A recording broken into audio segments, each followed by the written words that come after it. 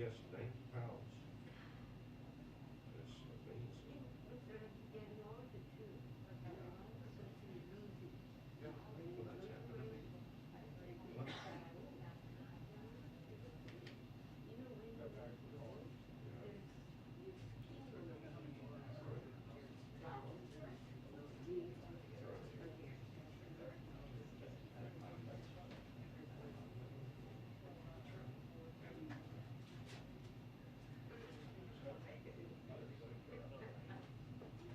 Well, anyway, Joey, why is he here in town? Did he tell you? Him and his wife moved here, I think, searching for a gig.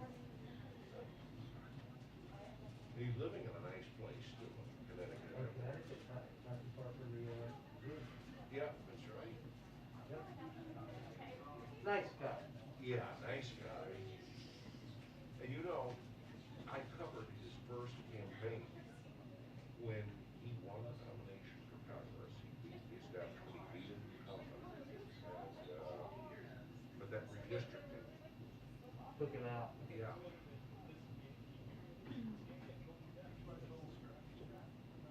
I covered him briefly when he ran for president.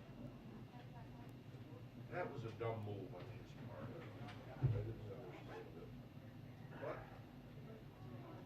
he always lands on his feet. There you go.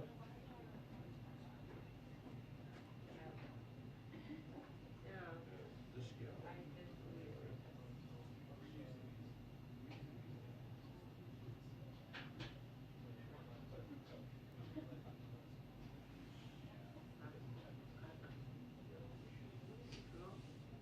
Yeah.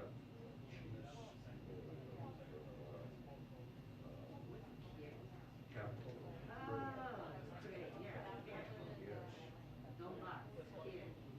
Right?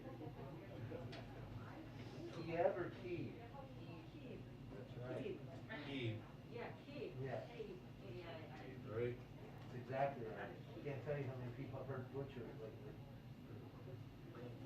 Zelensky also name is too wide. Every time like ski's name is like Russian. President ski, never ski. Something like Russian. Yeah. Right. What's all? So I think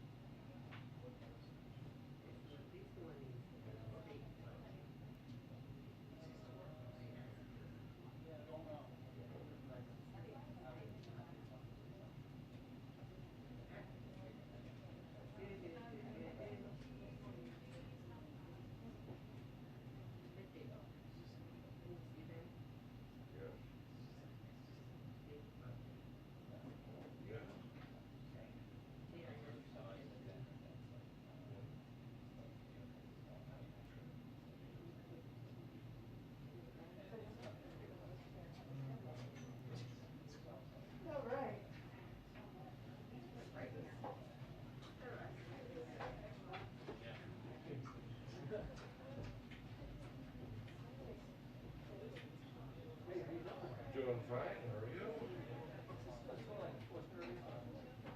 4:30. Is that VP video?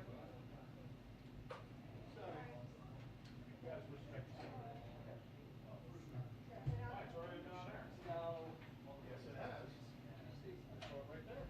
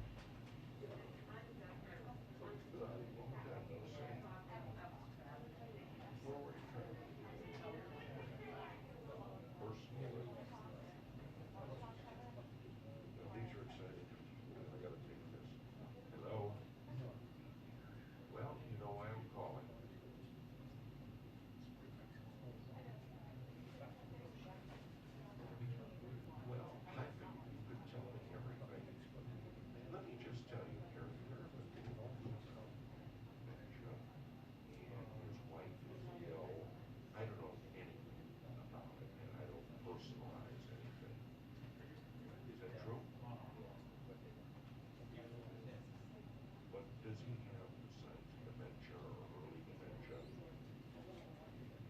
No. And I don't like to say people, I certainly don't report things people say. I mean, people say a lot of stuff. But the way it works with these kind of resignation to have the election coincide with November, so he saves the taxpayers money. And that's what Bohr did, if you'll recall, when Bohr was elected. And I give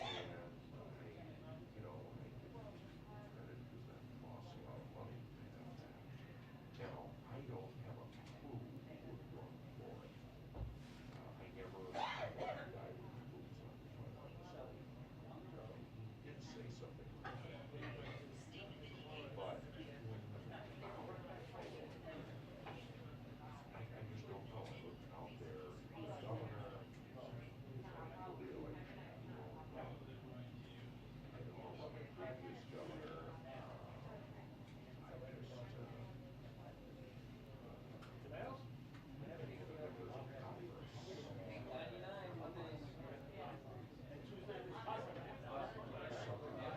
yeah. Right, and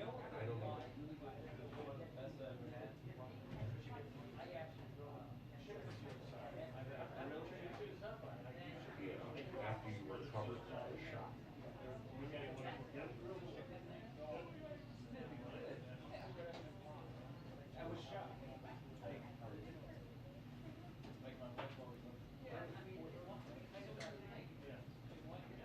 Ready?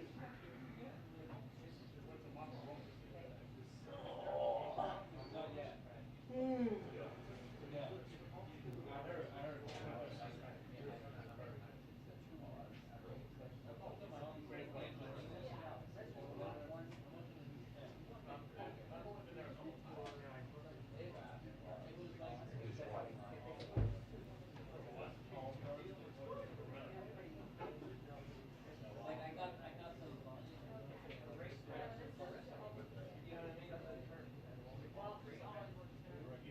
No, and I called my phone, which I'm gonna do tonight.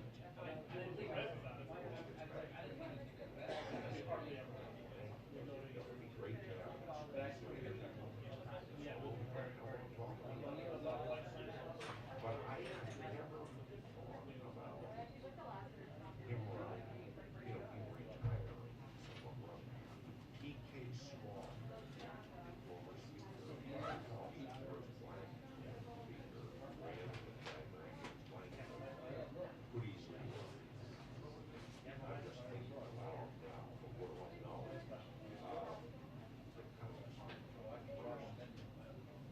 Boy, and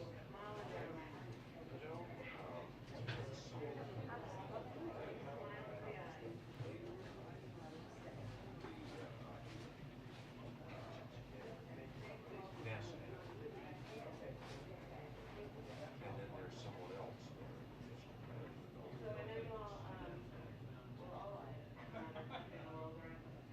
And then, of course, the Indian with the two names. He could run. So, I mean, there's a whole cast of characters out there. And, so.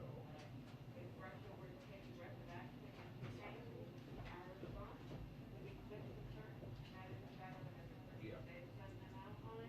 We'll do it. I just had to run Pearson, and I can't be so sure that something come up. I'm sorry, it was actually someone came to my home after the building time, I'll tell you that. You should understand that. So you guys go have lunch, I'm sure you'll be all over when you get back out. By the way, that was a great dinner at Curtis the other night. And let me just tell you, his daughter, who does this regularly for him, so enjoyed it. To have you again. So, it's some trouble because I want to talk to him. That was a good one.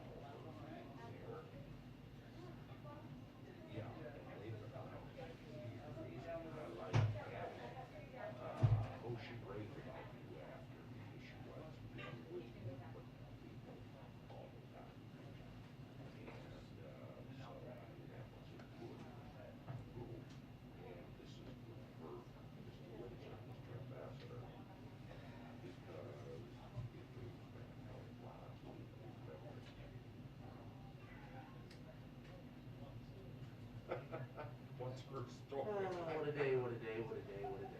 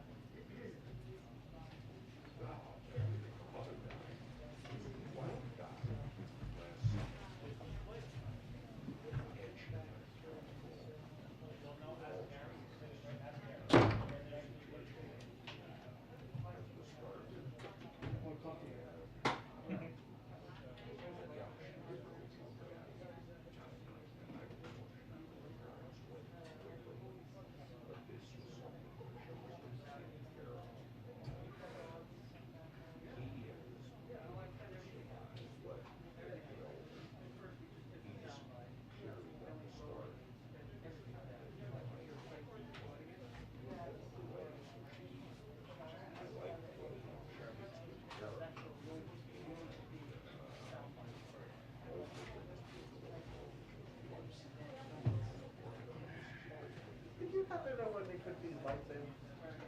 Recently, I mean, there's always been lights here. They swap them out. Yeah. I mean, it's been a long time since I've sat this far forward in the room. Within the last 6 months, man. Yeah. Within the last 6 months, maybe even the last like. Did they change all the lights? Everything. Yeah, they did. The whole room. Okay. Yeah. Those back there, you're not on. Uh-huh. They have a phone up here, a strobe. Oh. Yeah, they're just all like this whole. Oh, those are the ones that we're flickering? Yeah, those up there. Because I got some pictures from side, like, I got the lines. It's like, why did I get the lines? Yeah, it was those tube ones up there. You're gonna have to change it? Or... So they turn them off? I guess it's so. Small world.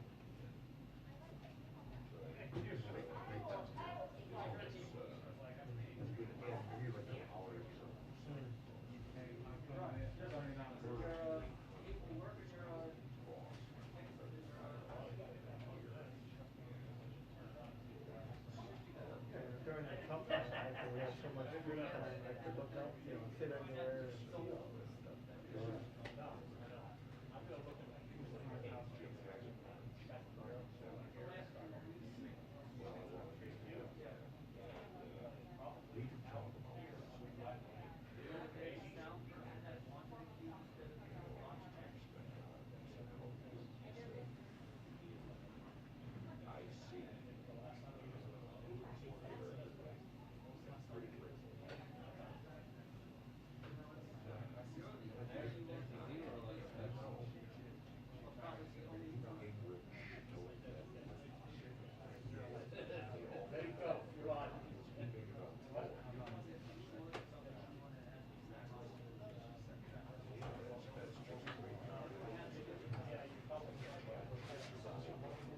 Yep.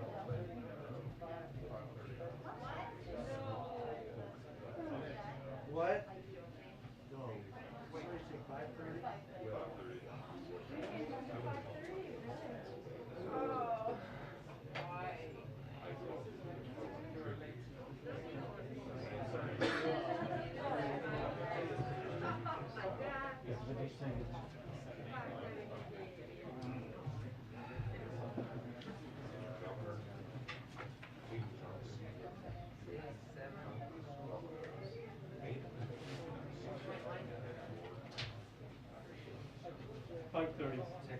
5:30 now? Yeah. 5:30. His wife's still with him. It's 6:30 p.m. now. Oh, really?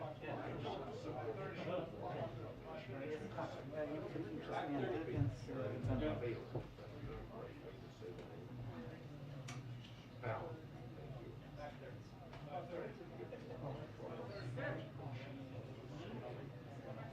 This was at a government.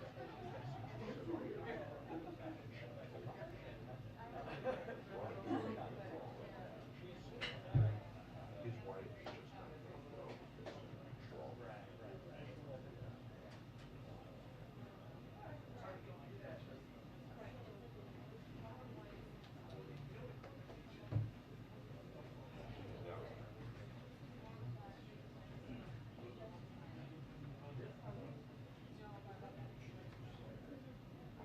Oh.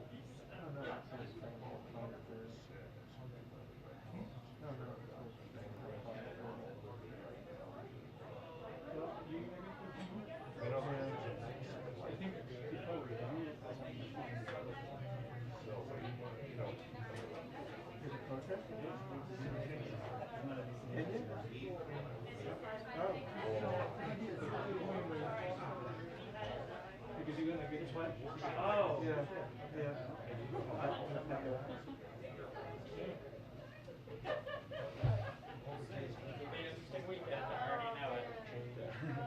Thank you.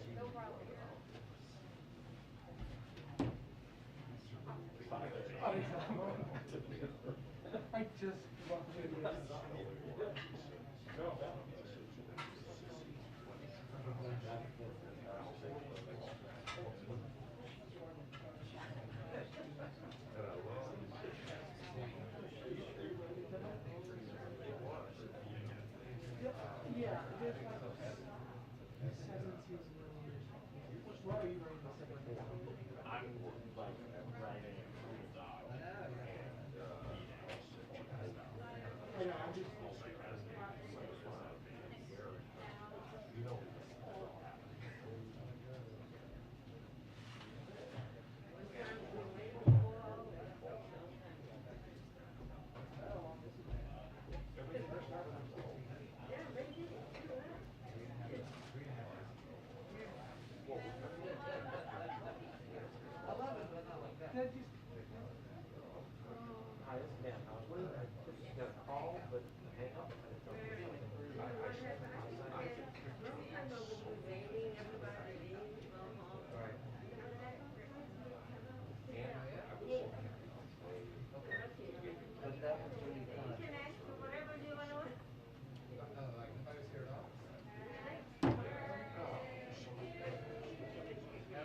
So they go Is that right why? to a birthday party? Is that why they? Do I get cake? Priorities. Well, you gotta have your pro. Oh, tell me, That's why it's 5:30. that's a tough room out there.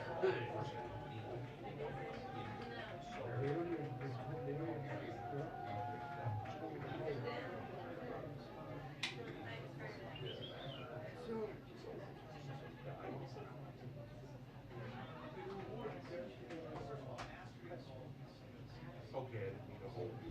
Let me know. Okay, cheers.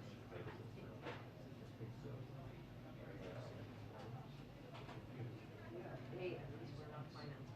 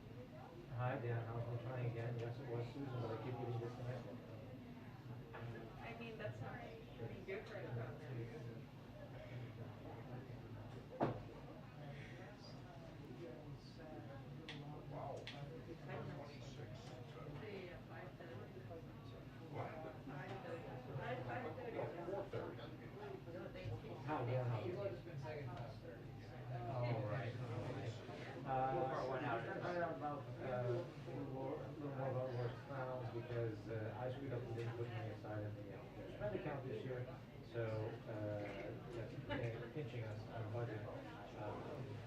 So for the side of the question we had was on the level of urgency. I don't want to put anything off that's required and it needs it right away. Now before we find out later, like, oh, you could have waited. They did. So when you Shoes. that's what everyone's saying. Some nice shoes. Okay. How much do those cost you? I believe it. You have the same ones, right? I don't have the Artex ones. Oh. I don't remember. Huh? But they're really good. So what? They're really good. They what? I'm assuming waterproof, right? Yeah, they're called Gore-Tex. Vortex. And they Are have they warm? the salt, what is it called? Iron? Are they warm? They're good. I mean, they breathe. In summer, it's actually, they don't feel like, Right. so they're tough. Yeah. Yeah. Right, well, I guess the question is, if you look at the, it's been there since 11, two ways. One, that it could wait 6 months and say, oh my gosh, it's urgent, or that it's stable enough that it could wait. Well, the only question is whether we rush to do it now and take it. You sat down, you're looking forward to it. I'm trying to figure that out, or whether we put it I on know. January 2nd for next year. That's the only choice, it's not do it or not do it, it's only for sure. Oh, I see it, yeah.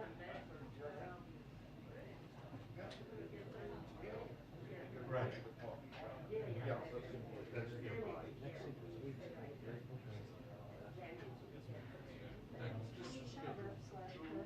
Yes, they live in interesting times. These are definitely. Oh, my God. Right. If it, Okay. Sat down at 7:30. So finally, we're getting this done, you know? Right?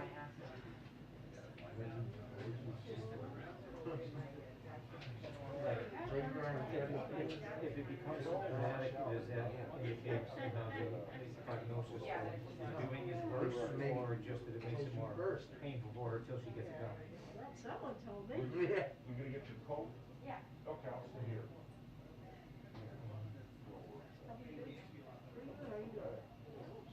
Yeah.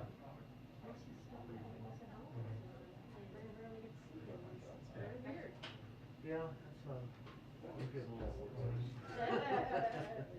I will tell you about that. Okay. Yep, and I might have her talk to you directly, because it's No, I really, can't beat the, it's feeling on her, and I don't want to impose on her whatever decision she also does in the budget, so it's, she's got to balance, she can balance how she's feeling about her health versus her budget, as well, so that this way I can help at least lay the ground for her to decide.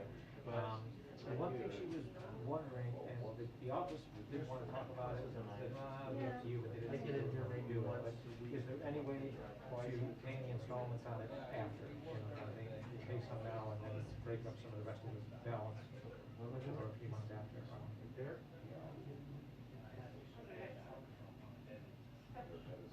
No. No. Okay, well, that's not. And, oh, and it's something, what would happen if you said, well, do one now, do one later? That's big. Probably not a great idea. Hey, John, you leaving us? I'm coming back, don't worry. You gotta at least bring a hat back. Gonna get something to eat. Get some pizza and bring it back for the troops. Yes, okay, deal. Little pepperoni. Right. That's nice. Yeah, I would think so, because on one side, and on the other side, that's one thing, the next to each other. You do one and then, you know, get back in. Tell me that. That's fine. I can see that. Okay, one I think I've got a, There you go. situation, and what I want to talk to you. I'll so she's not taking my word for it. I gave it up for mine. Because that could be a great insight. Okay, thanks a lot. Okay, thanks. My wife did the same thing. Yeah. Oh. Down to here. Really? I did that down to here, but up here it would be. He's so funny about it. He has so many talents. I'm really jealous. We gotta come out and see our band play. Oh my gosh, I'm so happy to see you. Hi, I saw you in the newsroom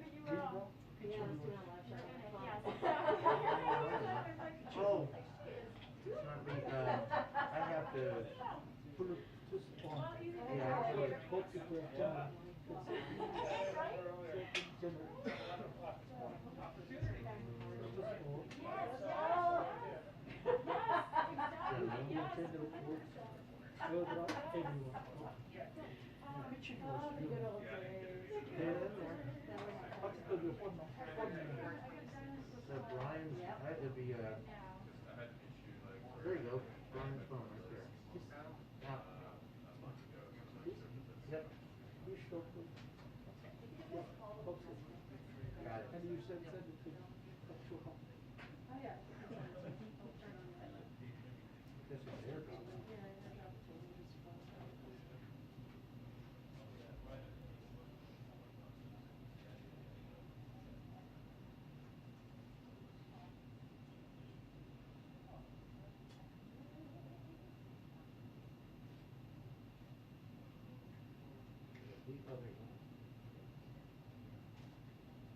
Except.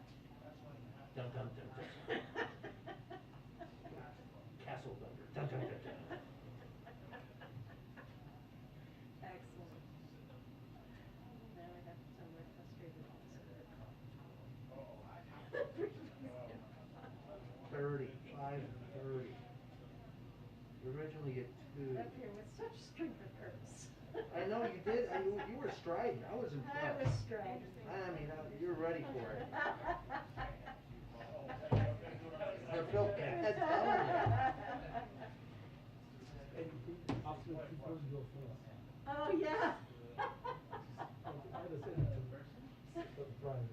All right. Yeah. What'd I do?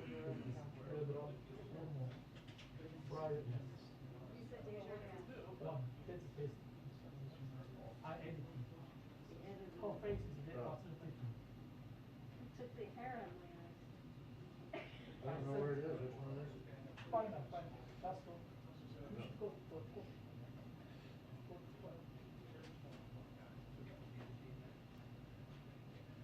That one?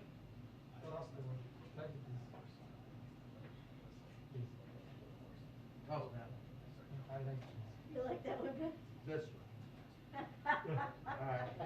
Thank you.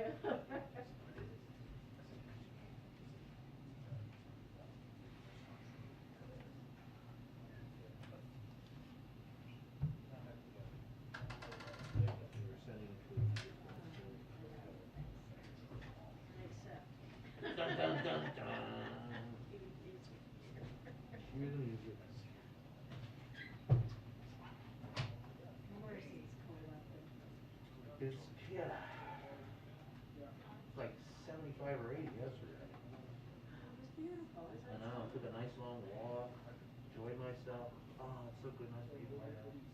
The day I had come in and it's like, Yep.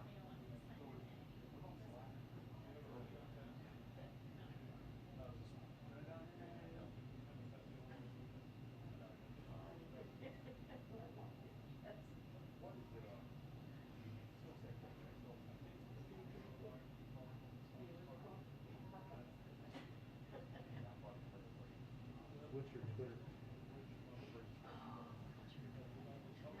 Ah.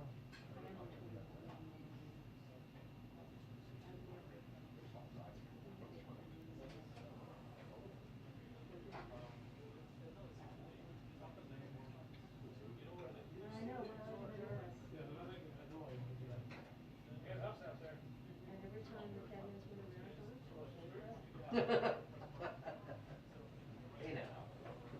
Right, well, we're people are good runners. yeah, that's, well, everyone, Mr. Kareem, I don't know, that's all that. I get mistaken for him all the time, not related. Yeah, I can see why. Yeah. But he can run fast, he's tall. Yeah. Oh, we're waiting for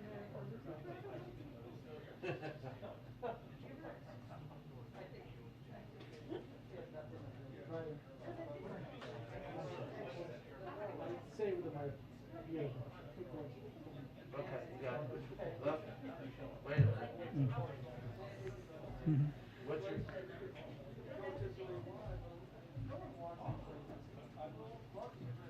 Yeah, you shaved off. Yeah. Because I followed the database, was typed to what I started. Okay.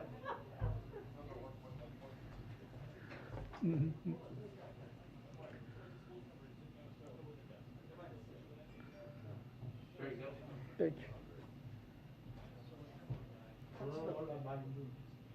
Hello?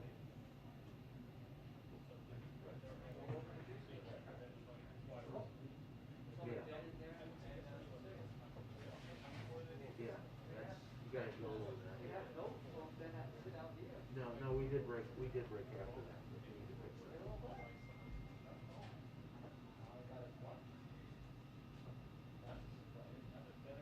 Oh. Well, it is what it is. No, we did break. Yeah, we broke one, cause we always break 3 times. So, yeah. But I'm in the briefing room right now. Alright, bye.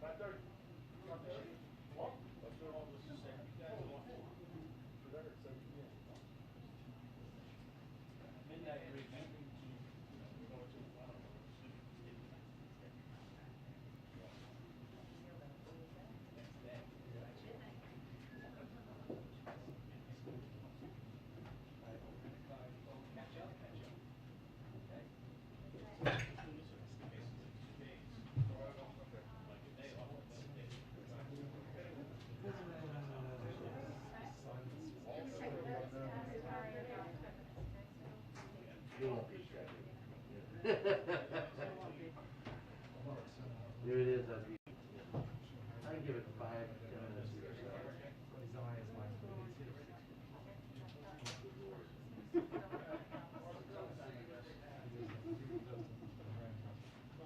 I don't you understand I have band rehearsal tonight. My band is playing out so don't you know this is all about me. This is all about me. Don't you understand? Hey, my band has a gig. Let's do this one. Man, I'm doing Jerry Seinfeld. You are? Yeah. Quite well.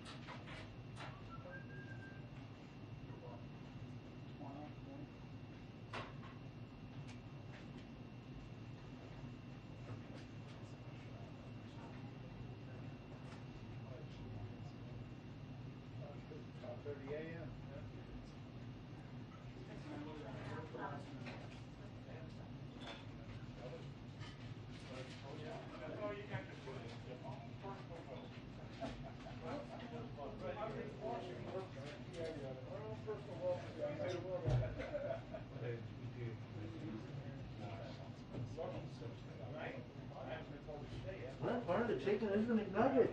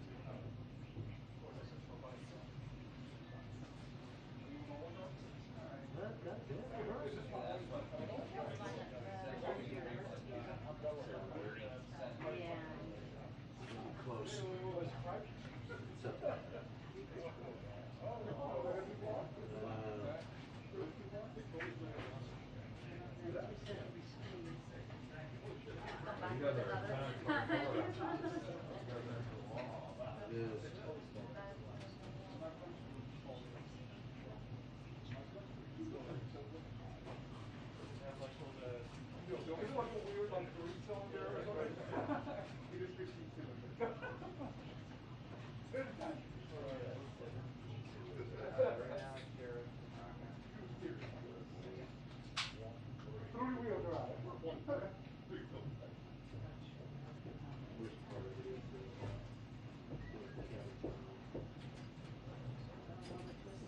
Yeah, and then you get, and then the merge on 370 north or 270 north or whatever it is. Yeah. It's kind of, and it doesn't matter how far you get over. Yeah. To get them and have them coming in on the right side. Yep.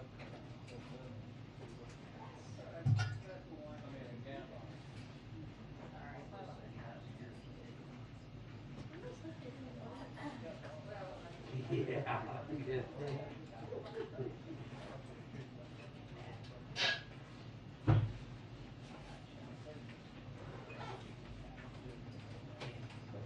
But yeah, I haven't seen any listings that say there's even any indication it's wavering.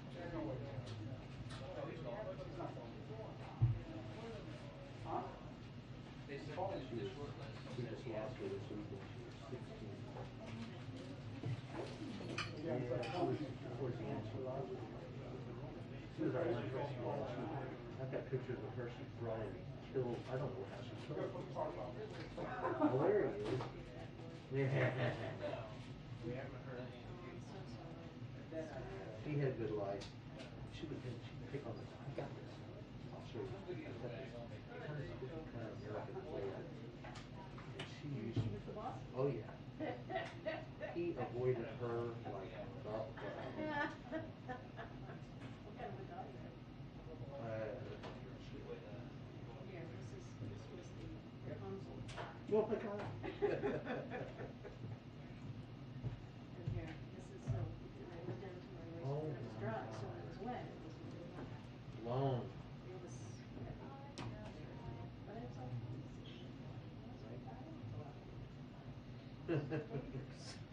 It is. Yeah, there it is. That's Oh, he's a good one. I had a cat like that.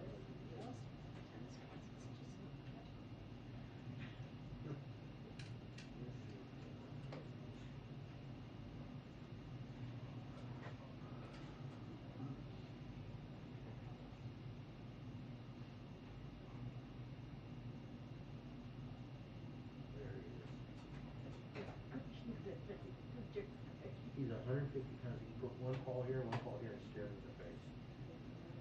And he's scared of that little animal. It's called an American bully.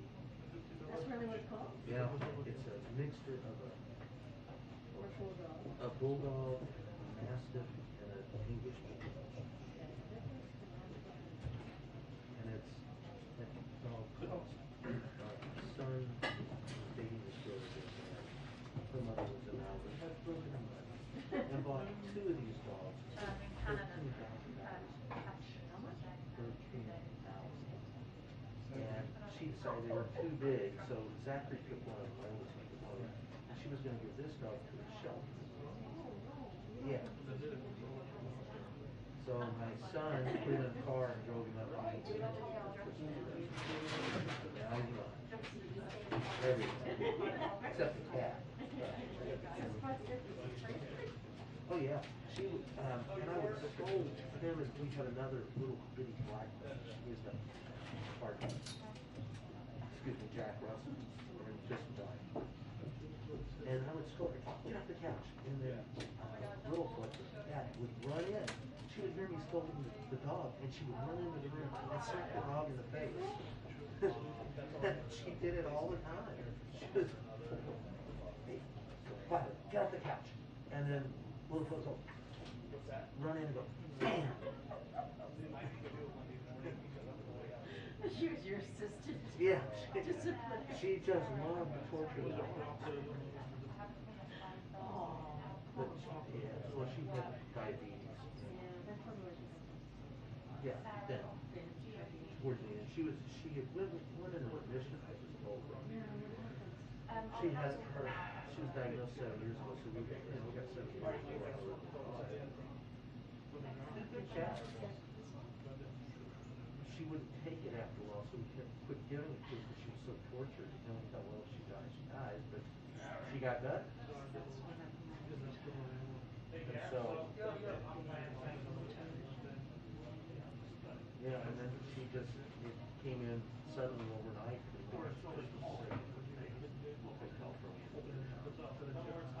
That was a cat, I think, I mean, talk about 9 lives, she went through every single one of them. I saved her when she was about a year and a half. She was, I was coaching football, we found her under a sea container. She was scrawny and about half dead, so I brought her home. And then she got attacked by some dogs, almost died then. She ate poison. I mean, this cat went through everything. And survived it all. Uh-huh. She was tough on the dogs. I mean, that 150-pound dog could just squash her or eat her. She knew it was false. Yeah, she was, I mean, she put a scratch on his nose one day, and she was like, I don't want, no, I'm not messing with her. Those little needles she had in the claws. She was this big. She brought in, we had a little pet in the garage. I don't even know how she got it in there. She brought in a squirrel that was like this big.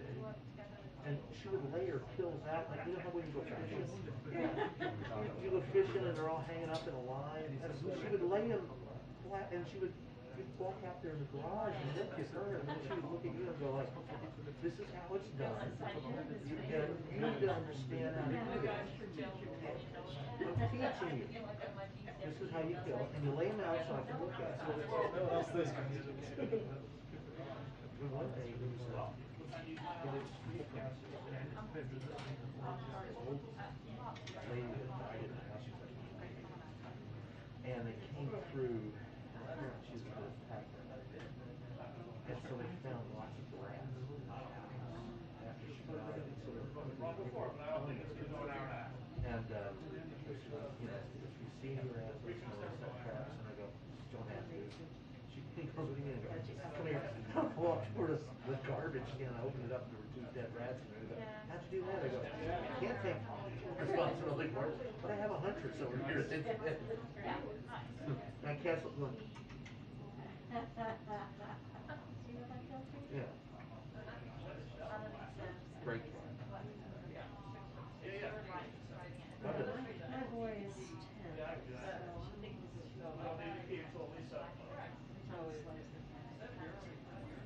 Oh,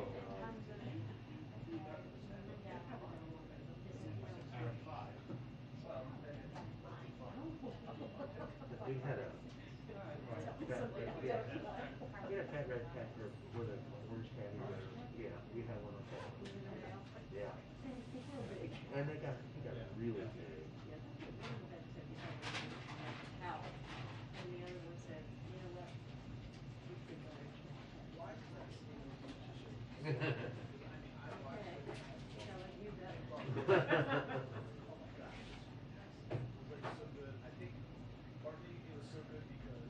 34 minutes away. Anybody bets on the over-under? We should have, like we used to have in the company, we had a pool, and the closest one was buying drinks.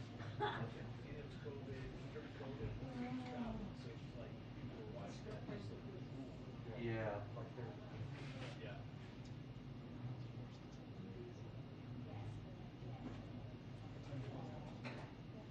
Oh, you, yeah.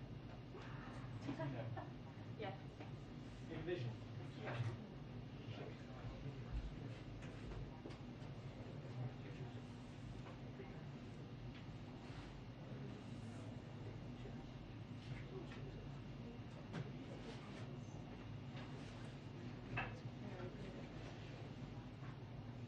Yeah.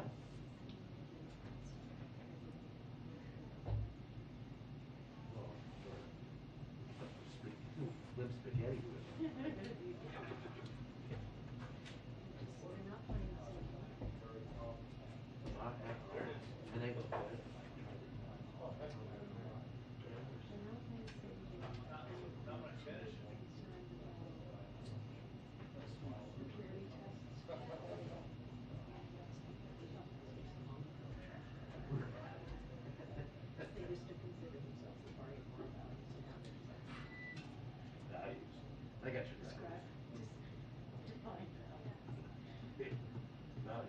we win, that's the bet. And that's the only, and what's the agenda? I mean, they ran. If you want it, we don't. They ran in 2020, but no fight. They stand for it. Yeah, I mean, what do you stand for? What do you, They stand for. Whatever you don't. The Democrats. yeah, And they do it quite well. yeah. What are you gonna do if you got it? Well, we oppose everything. Well, but you be the one You're proposing the it. one opposing your own shit. Well, you know, but we'll blame it on the Democrats. Of course. You're still blaming Hillary. You're still blaming it on Hillary.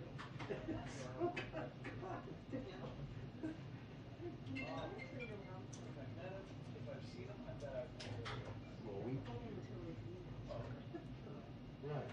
Tell them to fix Hey, the it's Peter. process. Good, how are you?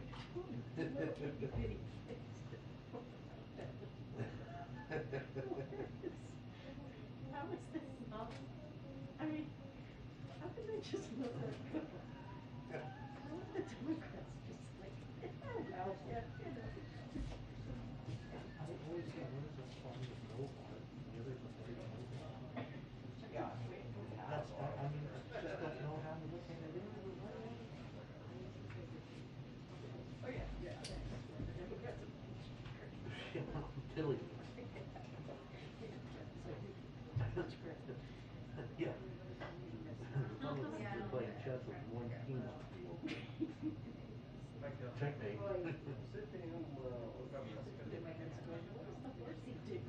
No, he can't. I don't know what's arguing that. I don't know. Questo non tiene conto, cavolo. It's not. Ai. What's the Catholics are like? I don't know. I'm not getting rooked. But whatever you do, if you're Republican, don't say queen. Okay? Actually, you know what? I have one. But I might say single say. Catch the answer. Oh, I didn't identify that. You wanna try? Let's do it.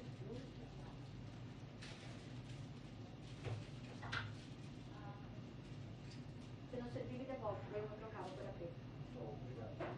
You know, I thought they said joining the military. Yeah. Okay.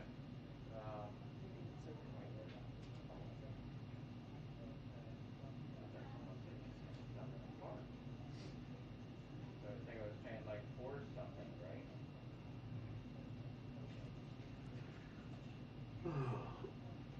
My knees. So basically, You know, not a whole lot of people are showing up for choir practice these days. I have a car that covers that. I'm just saying, I'm a little upset.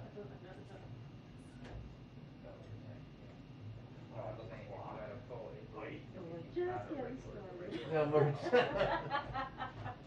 these are days when you need a wet bar in the back. Oh, well, you know what, only these days? Yeah. Alright, the price you're telling me now on this policy, is there, that's for like the minimum, so we might be on. Passa aí.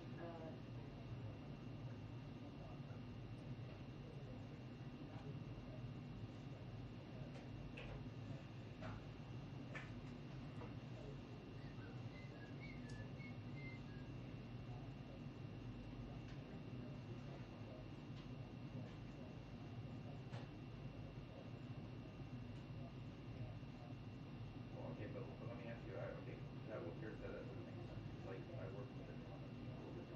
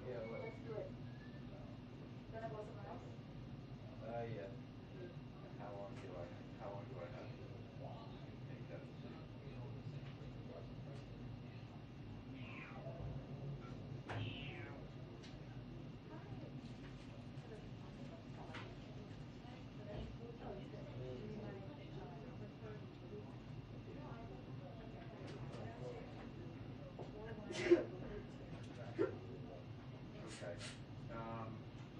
Yeah, send me the quote. I'm just thinking, what is that policy if I get this? Very obviously phrase it.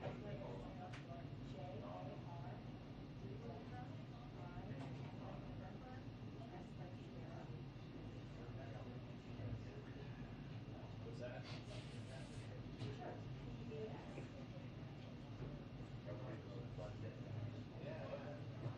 I think you that's easy.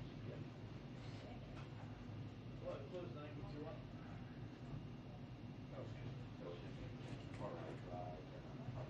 Anybody remembers Ronald Reagan said, outlaws the Soviet Union, the bombing will begin in 5 minutes. Yeah. Oh. The stuff you get remembered for, huh? Yeah.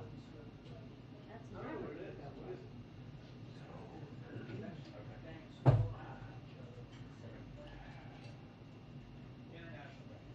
Really big app. Yeah. It's a really big app. 76 cents. Okay, sounds good. Send it my way. Thank you. I appreciate it. Okay, all right.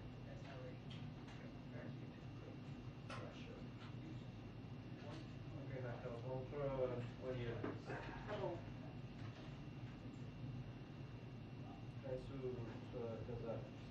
Ah bon.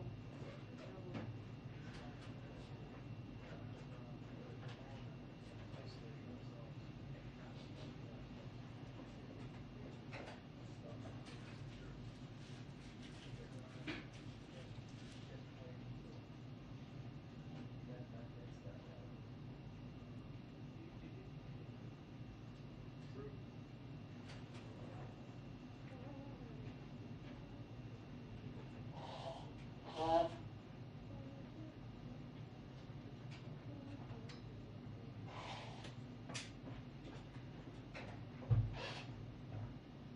Tak jest, tak? Dobrze. Dobrze, to daj mi znać, bo ja jestem w środku, jak będzie połączenie, to wyjdę na zewnątrz. Nie, ja wiszę, zostaję teraz na... Dobra, okej.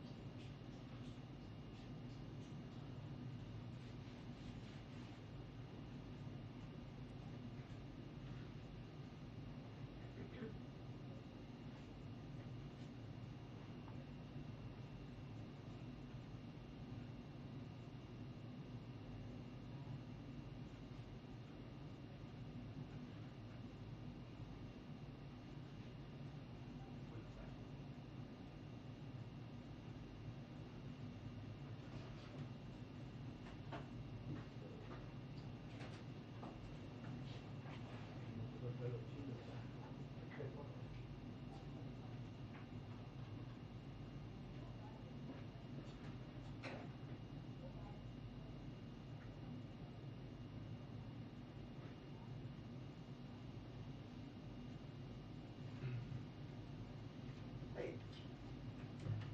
What's going on? I'm bored. I can't believe it. On this day of all days. How you doing?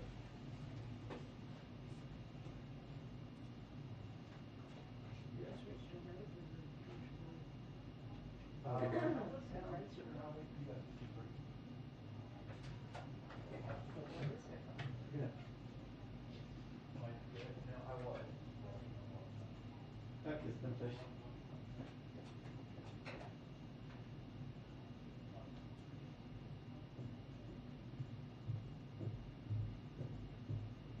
Bo ja słyszałem, Jacka też słyszę, przede wszystkim.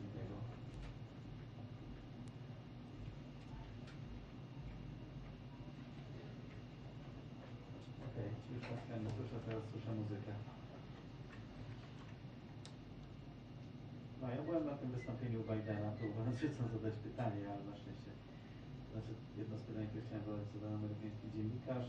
Możemy o tym porozmawiać, możemy porozmawiać o wojskach do Europy kolejnych amerykańskich, które lecą. Możemy o tym Swiftie porozmawiać.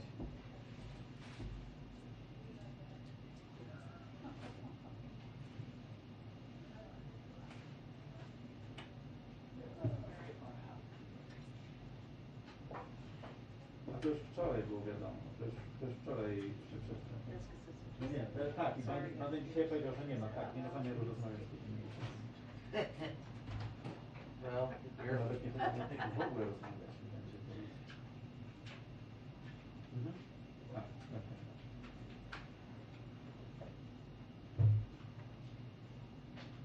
Dobra, ja za minutę wyjdę. Dobra, ja wyjdę na zewnątrz. To jest w sali konferencyjnej Białego Domu, jakby coś. Ale tu są ludzie, więc ja wyjdę na zewnątrz. Tu jest zimno, więc jeszcze się zakryję. yeah.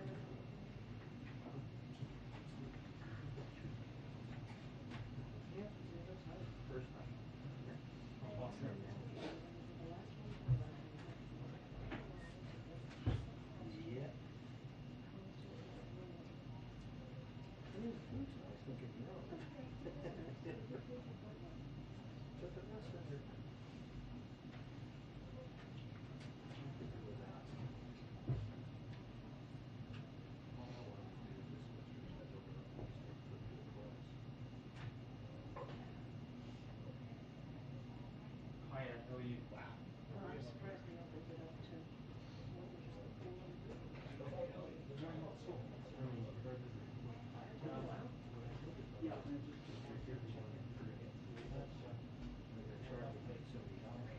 Give me any background fill me in on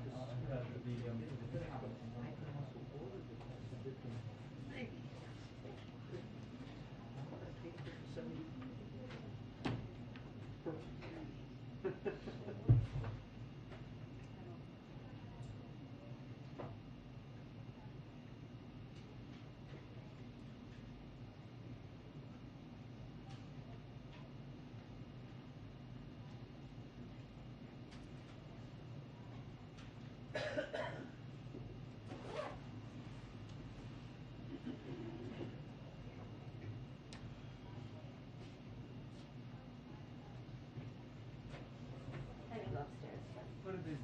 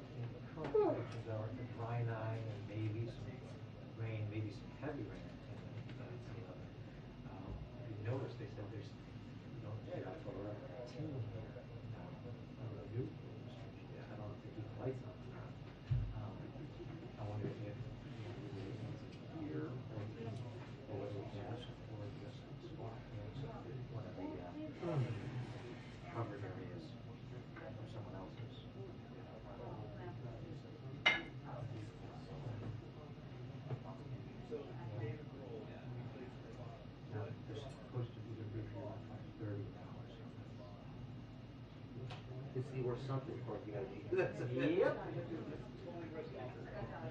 not sure that would stay here.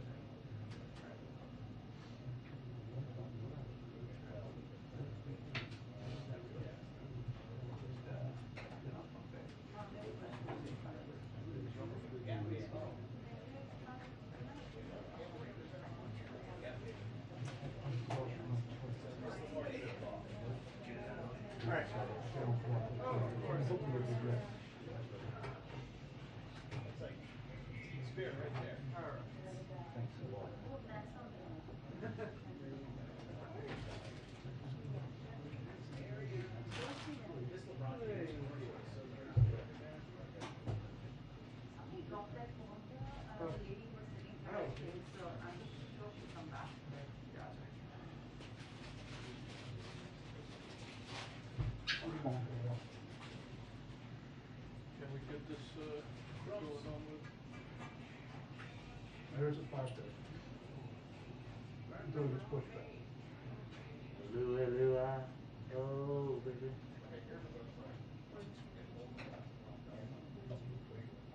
I'm the lead singer. And the guitar. I'm the lead singer and the guitar player. And we do rock and roll. Well, Ringo, get your wings. I did something with him years back. Right here in the mic. I can't really do anything like that since COVID. It was a lot of fun at the house. So you were in the hammock?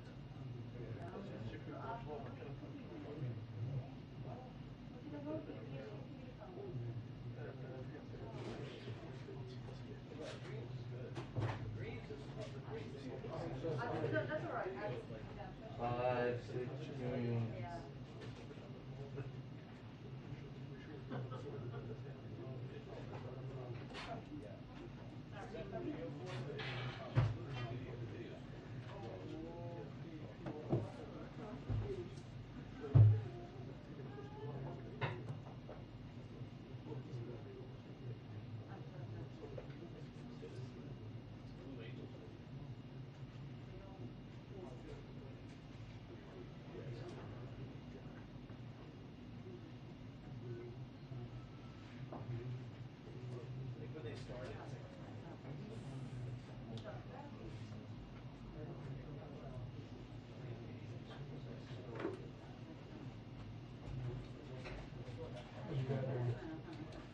Good. There's like a little bit of memory of 4 or 5.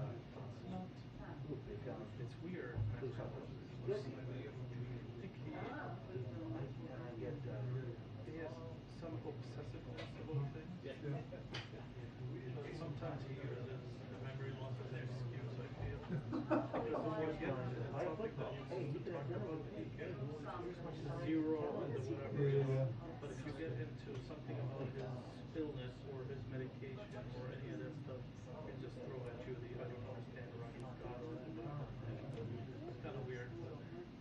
But in general, the numbers stabilized in the right place.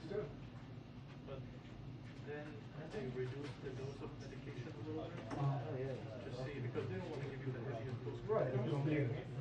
The numbers stick up. But how do I describe? It's like I struggle describing it to them, so then it doesn't get set back, you know. And it's basically the high normal. So where's the pizza? So it's ticking out.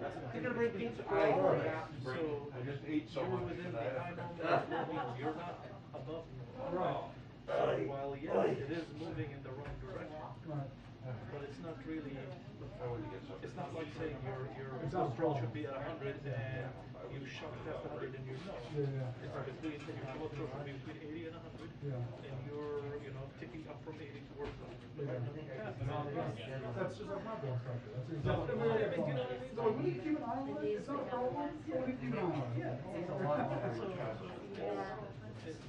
But for him, any of that is because I personally believe that struggles and understanding that he will never heal. Yeah. But also he's a patient, so he's gonna have hope that he will heal. But the reality is this kind of illness, Just live with it. they can stabilize it and put it to sleep. Yeah. And then if it wakes up, they have another contraction. Yeah. But at some point there's a period of time. Yeah. It is what it is. Yeah. But it's. I think they have. Like Bill's brother had it. But Bill's brother was at a much younger age. Right. So they were able to do this T-cell therapy, Yeah. where they take all your blood out, they cycle it, they take something out of it, and they bring it back in, then you're fine. Yeah. But they, once you're, I think, 60 and above, they don't do that. Yeah.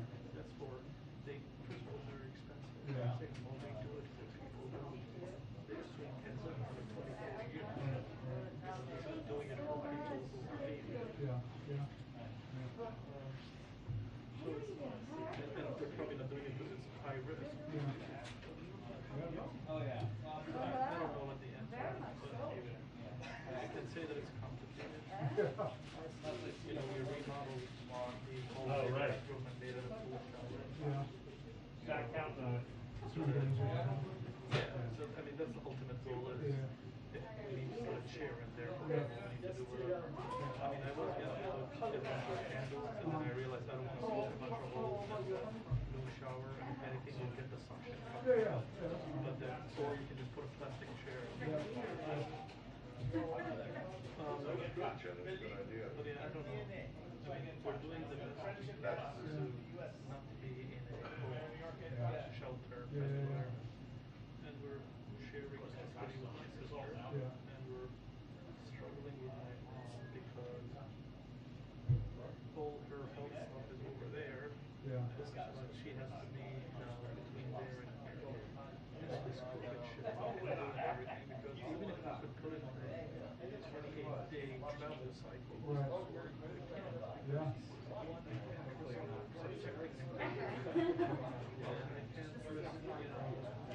And missing an appointment per se because yeah, or because he's not here, and it becomes more of a aren't you responsible for this person getting to their appointment? Why are you I don't call that neglect.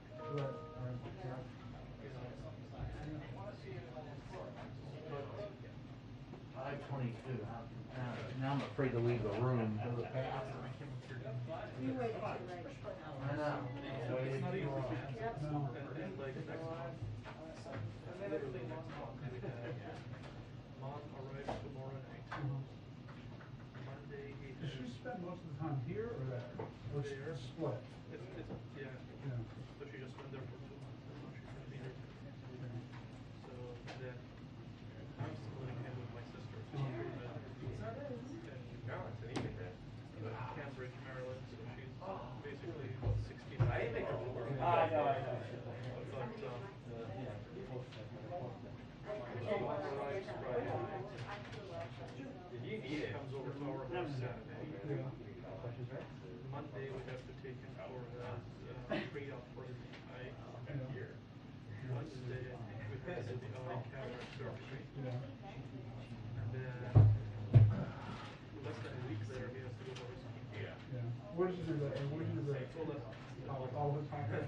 We decided to take it. Everything's there.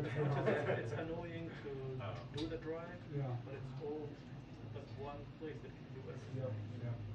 And then literally after that we have to go to they found something here, they took it out, and it turned out to be cancerous. So they Inside or outside? Outside. So they want to just like basically dig a little bit more, take it all out. And I'm like, listen guys, we're gonna have to push this because it was gonna be in the middle of all three things. I'm not gonna take it out. I just had cataract. Right. Eyes are blocked. So they're gonna go very easy. We'll watch it. Well, we'll do it tomorrow. It's not true. Yeah. So I pushed that till the end of March. Yeah. And I figured that Mom will be here and we'll be spending more time with her sister. Yeah. So we'll handle the appointments and the surgeries and then that's For recovery. And he'll be here with Mom and sister. Let's go. It's the same thing like in pharmacy where you feel regret for 2 weeks. Yeah. You get like I feel the breeze. You drive it down. you gotta figure out a way. Yeah. Because it's all No, it's that's the plan. I see the stenographer, she's coming out. Who knows, we might have...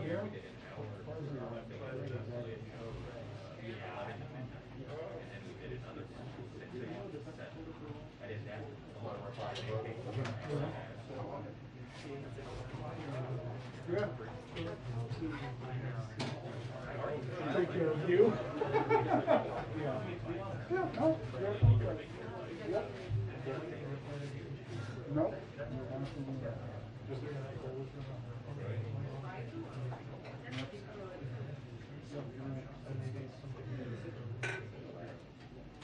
Something that's lost.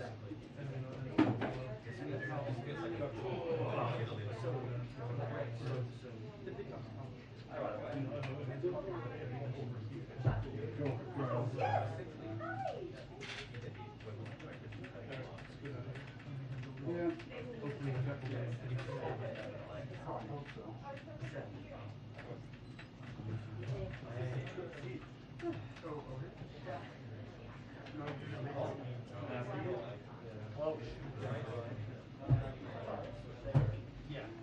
Siri has her own. Hey Siri, turn off the flash. Hey Siri, turn off the flashlight. I turned flashlight off. Thank you.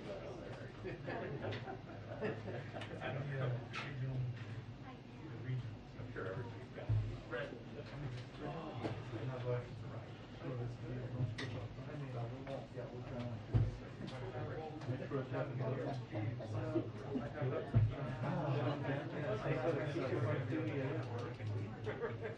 Yeah, tomorrow morning. 5:30.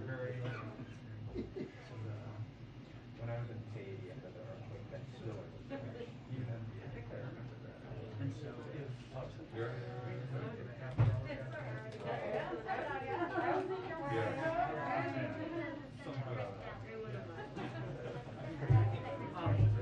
Well, that's what I was going to say. So you guys remember that? is there a class you can go for it? I know for Sean Penn being I'll look into it. I should look up the California favorite.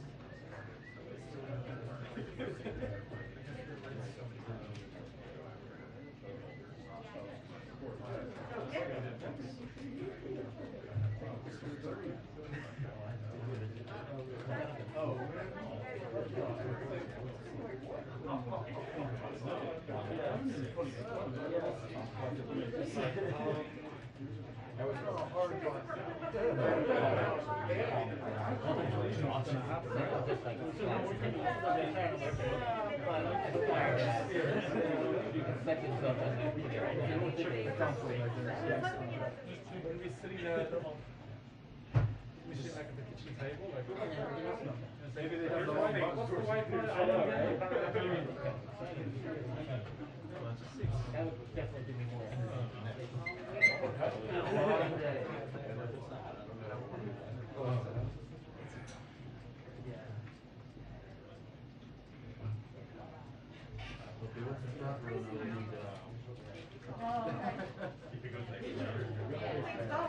Seat warmers. That door shut. That used to be a sign. Sleeping in the house.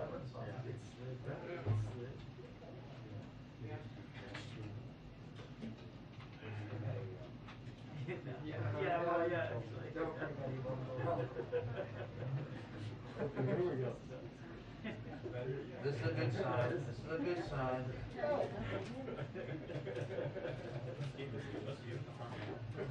So far. Mr. Holland, you're the only member of the front row there.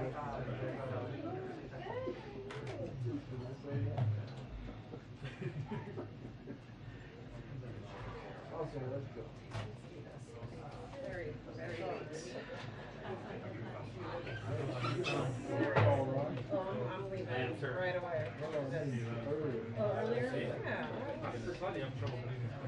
can I get? Car's not high. A little acknowledgement every now and again. Well, you gotta take that. You gotta take it. You don't do it, somebody else is. 2-minute warning to briefing. 2-minute warning to briefing. Thank you.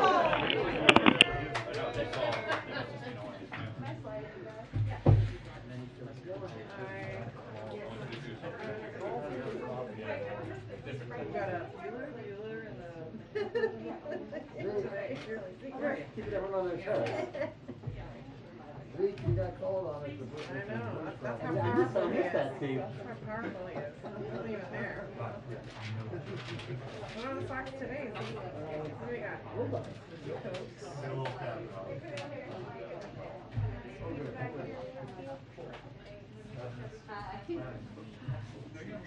Yeah, you wanna get that?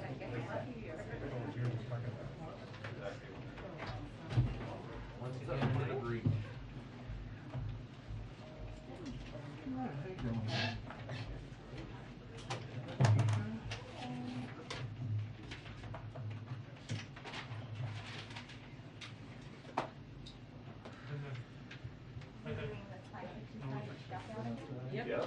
I'm gonna go with a 50 this time. Okay. Cut it a little. I like that time. Did you duck out this way? That way.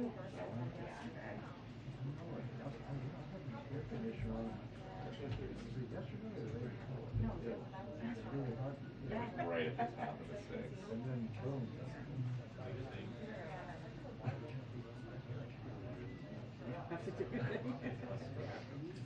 And luckily we got on sound from earlier for a packet.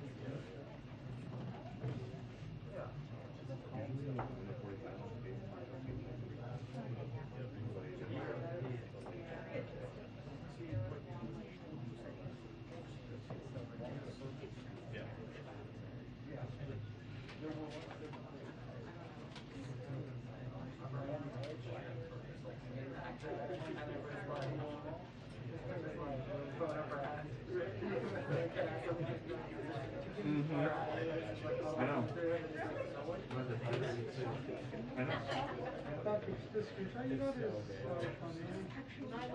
Yeah. That's exactly I don't know, that what means I gotta. people said. That's literally exactly. All I knew was it wouldn't be.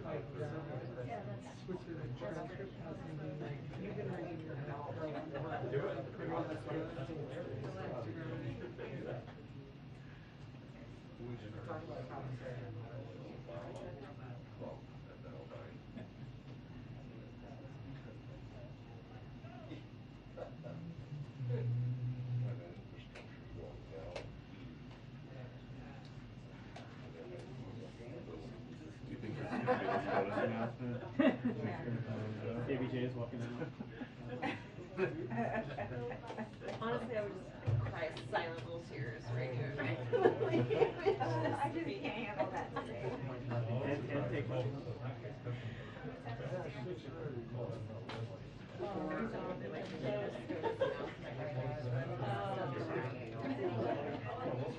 Wait.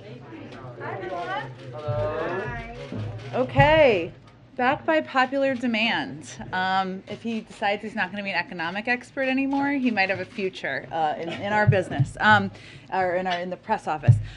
So back, Dilip is back. He's going to give some brief comments at the top, take a few questions, then we'll do some briefing after then, and I'll just say at the top for anyone who needs to leave for TV, feel free to go. It's all fine. I will turn it over to Dilip now.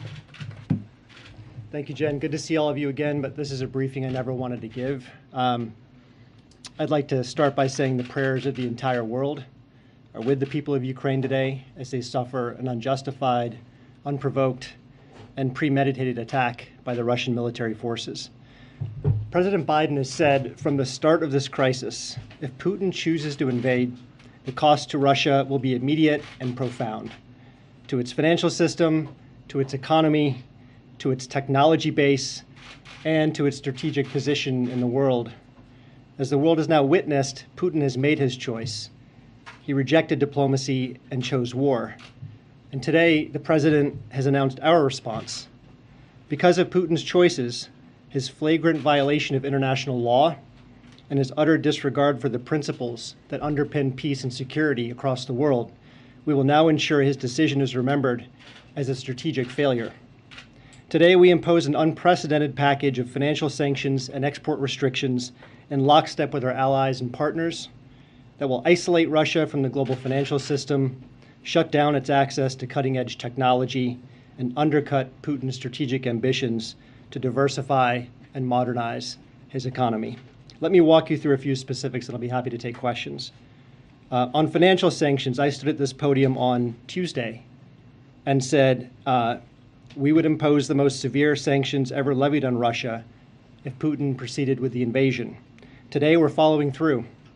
We will impose sanctions on Russia's two largest financial institutions, Sberbank and VTB, which together hold more than half of the Russian banking system's assets, over $750 billion in total. For VTB, we will freeze all of its assets touching the U.S. financial system and prohibit U.S. persons from doing any business with the bank. For Sberbank, we will sever its access to the U.S. financial system. We'll also freeze the assets of and prohibit any business dealings with 3 additional Russian banks with combined assets of over $70 billion. We'll also restrict U.S. investors from providing debt or equity financing for 13 of the most critical Russian state-owned enterprises, which combined have estimated assets nearing $1.5 trillion. And finally, we'll also impose sanctions on the executives at these state-owned institutions, as well as additional Russian elites who are complicit in Putin's kleptocracy, and their family members. Those who've shared in the Kremlin's corrupt gains and stored their wealth in yachts and luxury condos and fancy cars will now share in the pain of these measures. In terms of the financial impact, as I said, these are the most impactful and significant sanctions the U.S. has ever taken. But financial sanctions are just one part of our response. We're also unveiling today an expansive and unprecedented set of export restrictions developed in historically close coordination with the European Union, Australia, Japan, Canada, New Zealand, the United Kingdom, and Taiwan. These new measures include sweeping restrictions on Russian military end users to impair Putin's military capabilities, and will also deny exports across Russia to sensitive cutting-edge technology, primarily targeting Russia's defense, aerospace, and maritime sectors. In total, the United States and our partners will effectively be cutting off more than half of all high-tech imports going into Russia. This includes curbing Russia's access to advanced semiconductors and other foundational technologies that Russia needs to diversify and modernize its economy. Working in tandem, these financial sanctions and the export controls will undercut Putin's aspirations to project power on the world stage. And those impacts intensified dramatically just today.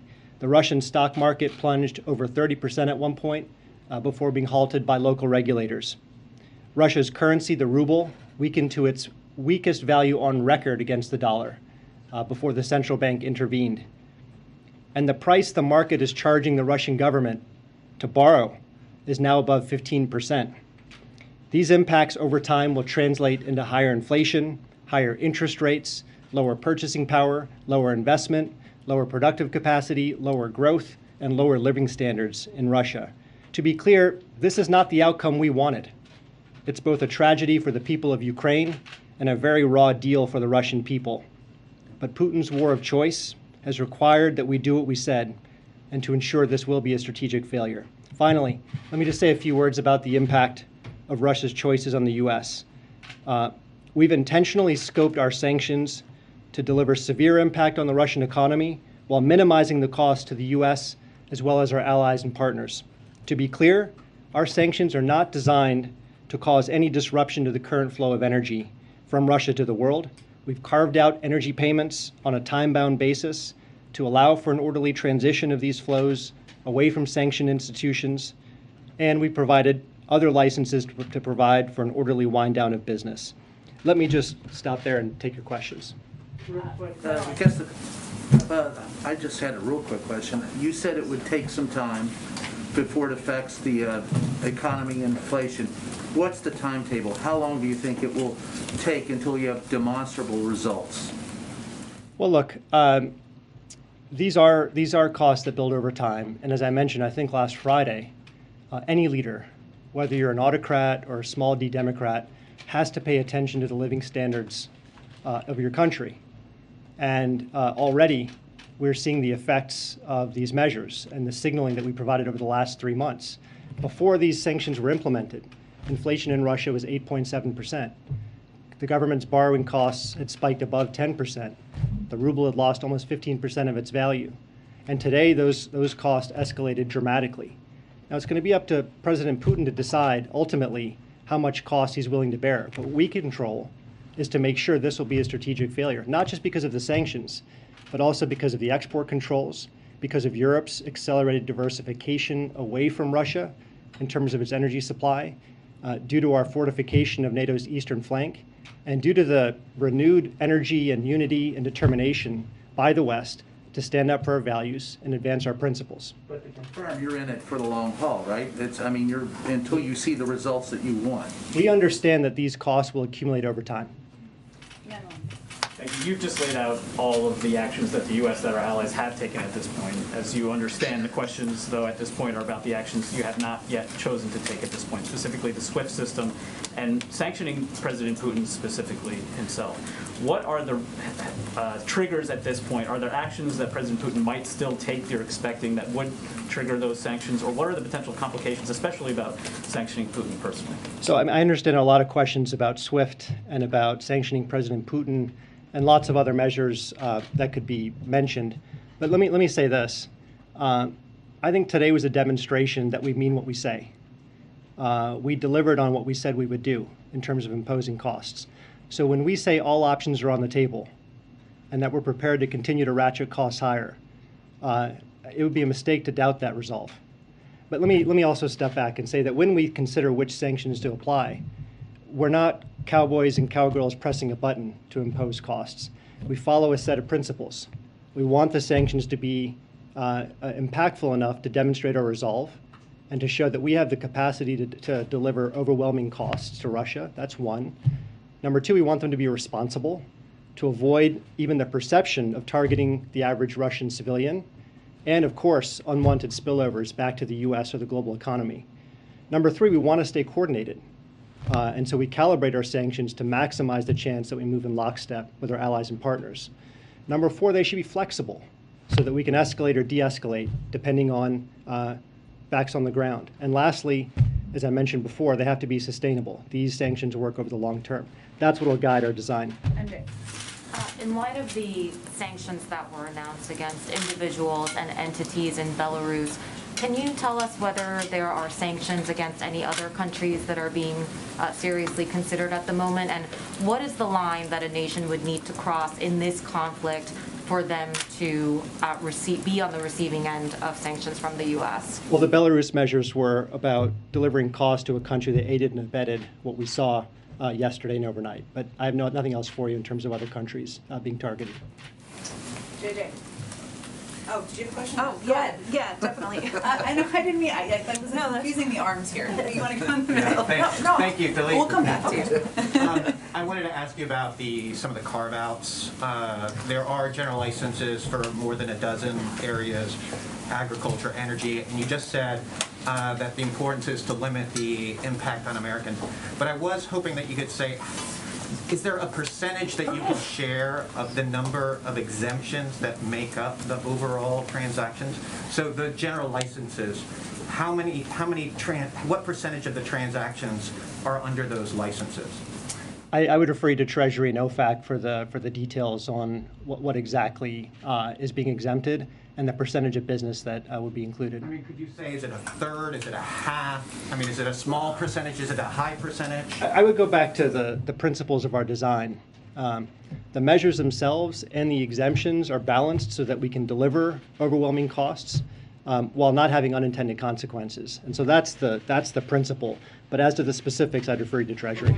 Wouldn't the oil be a large percentage? I mean, considering how important it is to Russia's bottom line?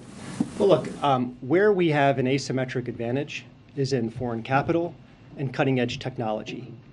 So that's where we're delivering the most concentrated impact. When it comes to energy, this is the one area where Russia has systemic importance in the global economy. We know it's the second largest natural gas producer in the world. It's also the second largest crude oil producer in the world. That's not to say that we have a dependence on Russia. Russia depends on those revenues just as much as the world needs its energy. But we're not going to do anything which causes an unintended disruption to the flow of energy as the global economic recovery is still underway. Thanks. Two quick questions, actually. One, if Putin takes Kyiv, does that trigger additional sanctions, specifically that scenario? Not going to speculate on particular hypotheticals. And you mentioned the timeline. You've been asked about the timeline. The president said in one of the answers to his questions today, he said, let's have a conversation in a month to see if these sanctions are working. But my question is, what happens in the meantime? Russia is taking over parts of Ukraine, major parts of Ukraine, as we speak. So the world just sits back and watches that happen until these sanctions take effect. Look, we can't dictate Putin's actions. What we can do is what's within our control, and to make sure this is going to be a strategic failure for Russia. And so over the course of the next month, what you can expect is that we'll see an intensifying negative feedback loop in Russian markets. And I've described the elements of that. You'll see record capital outflows. You'll see a weaker currency. You'll see higher inflation. You'll see lower purchasing power. You'll see lower investment. And that negative feedback loop, the velocity of it, is going to be determined by Putin's own actions. And so that's what you should expect on the financial sanctions front. On export controls, what you can see is that over time, this is going to atrophy Russia's capacity to diversify outside of just oil and gas and to modernize the strategic sectors that Putin himself has said he wants to develop: aerospace, defense, IT, lasers, sensors. These sectors all depend on foundational technologies designed and produced by the West. You will begin to see a chilling effect take hold in Russia as those inputs are denied. Thank you. For weeks now, administration officials have repeatedly said, yourself included, that these sanctions are meant to deter and prevent Putin from moving forward, from acting. Can you help us understand why the president said today that no one expected the sanctions to prevent anything from happening? And then secondly, on a quick one on Putin sanctions, without talking about when you might trigger them, can you help us understand what harm they would do to him personally if you were to sanction Putin?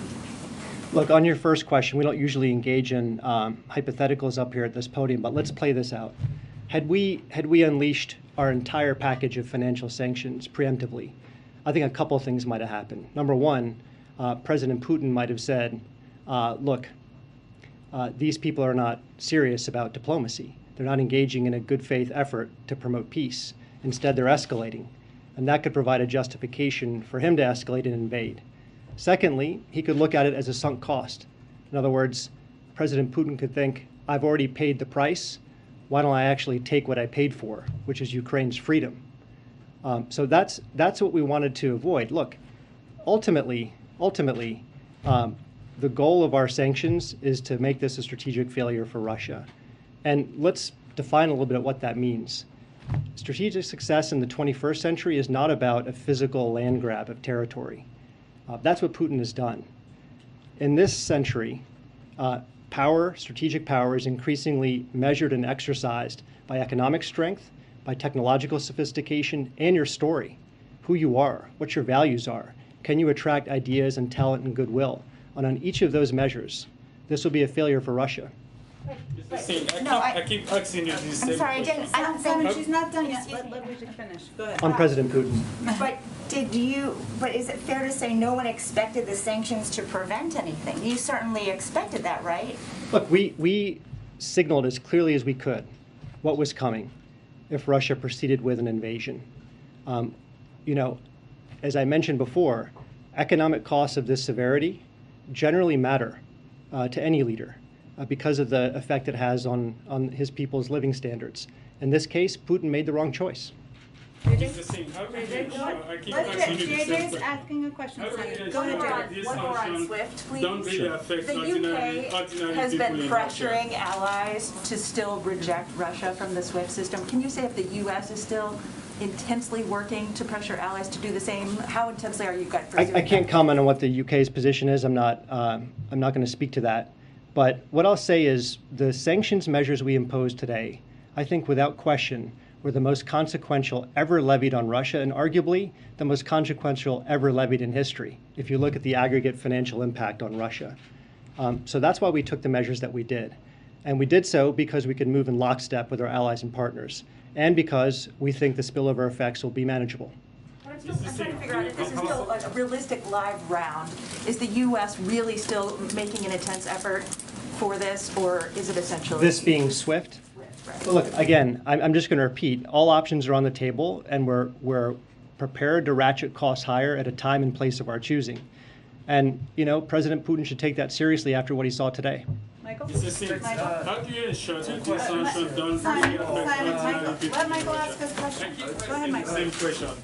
Just two questions. First, if you were to sanction Vladimir Putin, do you know where his money is?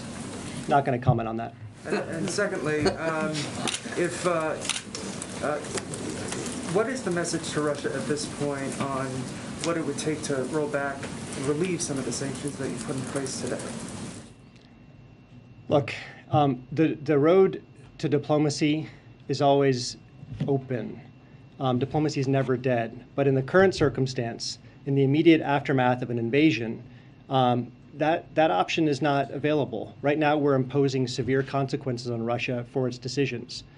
If there were to be a shift in Russia's strategic choices that upheld core principles of respecting your neighbor's borders, respecting your neighbor's sovereignty, allowing countries to have the freedom to set their own course and their own destiny, that would be a different situation, but that's not where we are.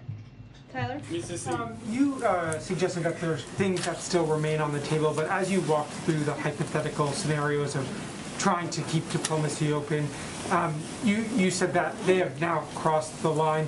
But if you're saying there's still more on the table, do you expect things to get worse in the coming days, that Russia will continue to move forward? Is that the intelligence? I know you guys have been quite transparent about the intelligence you have. Are you keeping things back because you think the situation is going to get worse? I think we've been transparent in to a remarkable degree. One aspect of that transparency is by saying we can't get in. Question requires me to speculate on how he's thinking about next steps, and I simply can't do that. But just in terms of U.S. intelligence and the way that you are planning out the different sanctions you have and keeping things on the table, is that a sense that it will get worse because you want to hold things back? Look, our job is to be prepared and manage risks, all manner of risks. And that's what we've been doing over the past 3 months as this crisis intensified. We'll continue doing that. Last one from Steve. These Go ahead. sanctions Just to follow don't up, affect ordinary people in Franco. Russia. The targeting the Russian energy industry is totally off the table. Is that what you're saying, Dilip?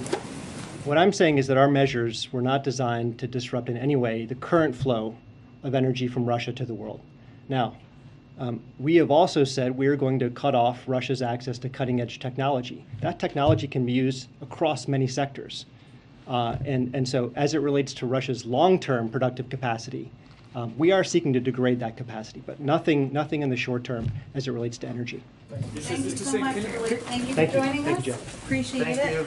Okay, I know it's late, but we will get to as many people as possible. I just wanted to note a couple of things at the top for all of you. One, USAID put out an announcement that they've deployed a DART, or Disaster Assistance Response Team, to respond to humanitarian needs in Ukraine. This DART team, which is currently based in Poland, is working closely with European allies and partners who will be on the front lines of the response. The team will lead the U.S. government's humanitarian response to help address critical needs caused by Russia's invasion of Ukraine. The DART comprises 17 disaster experts from USAID who are assessing the situation, identifying priority needs to scale up assistance inside Ukraine, and working with partners to provide rapidly needed assistance to communities affected by the conflict. I know a number of you have also asked me, and we've tried to provide as much detail as possible about how the president has spent his time over the last period since last evening.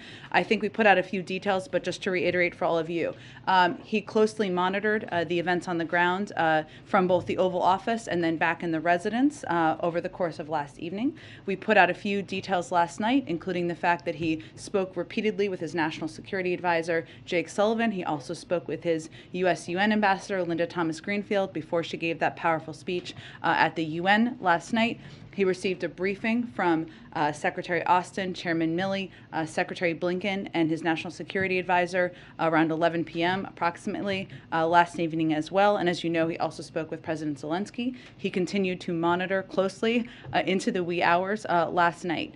This morning, as you all know, he met for just about an hour with his national security team, which included both a full table in the room and full members from the cabinet, from the national security team on the screen.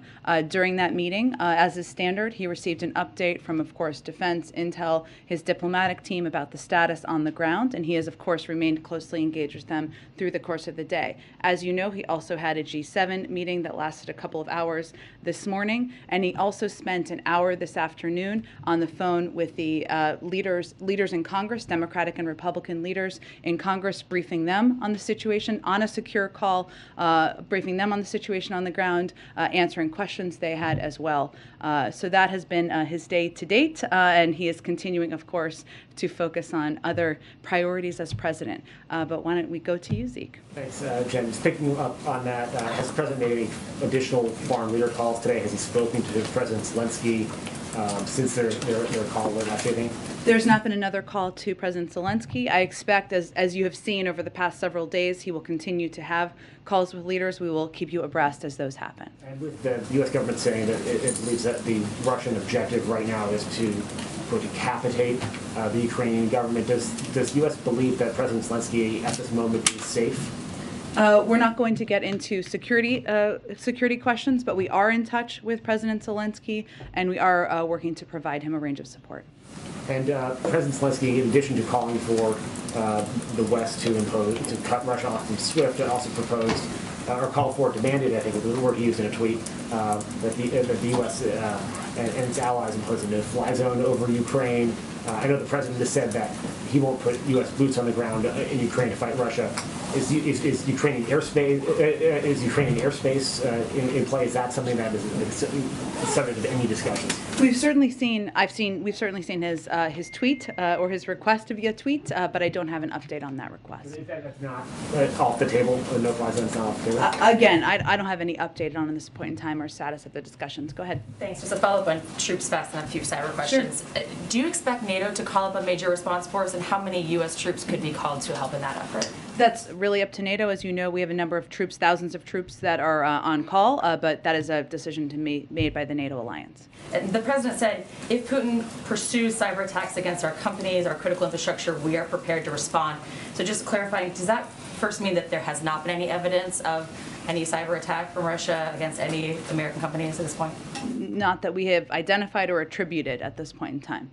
And can you explain? I mean, aside from past ones that you were fully tracking. Yeah, I guess I mean in the last 24 hours. I understand.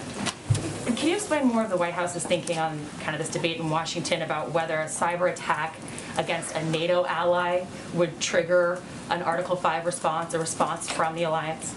Well, that again is up to the NATO alliance to determine, but obviously a cyber attack does constitute an attack, so that would certainly be a point of discussion among the NATO members. Okay, one more really fast. On the USAID disaster response you just mentioned, a 17-person team, is that enough? I mean, we're talking about, we've heard you guys talk about the potential of hundreds of thousands of refugees. You're absolutely right, and I think that's an important point. But what we're trying to do here is provide any incremental update on the status of what our work is.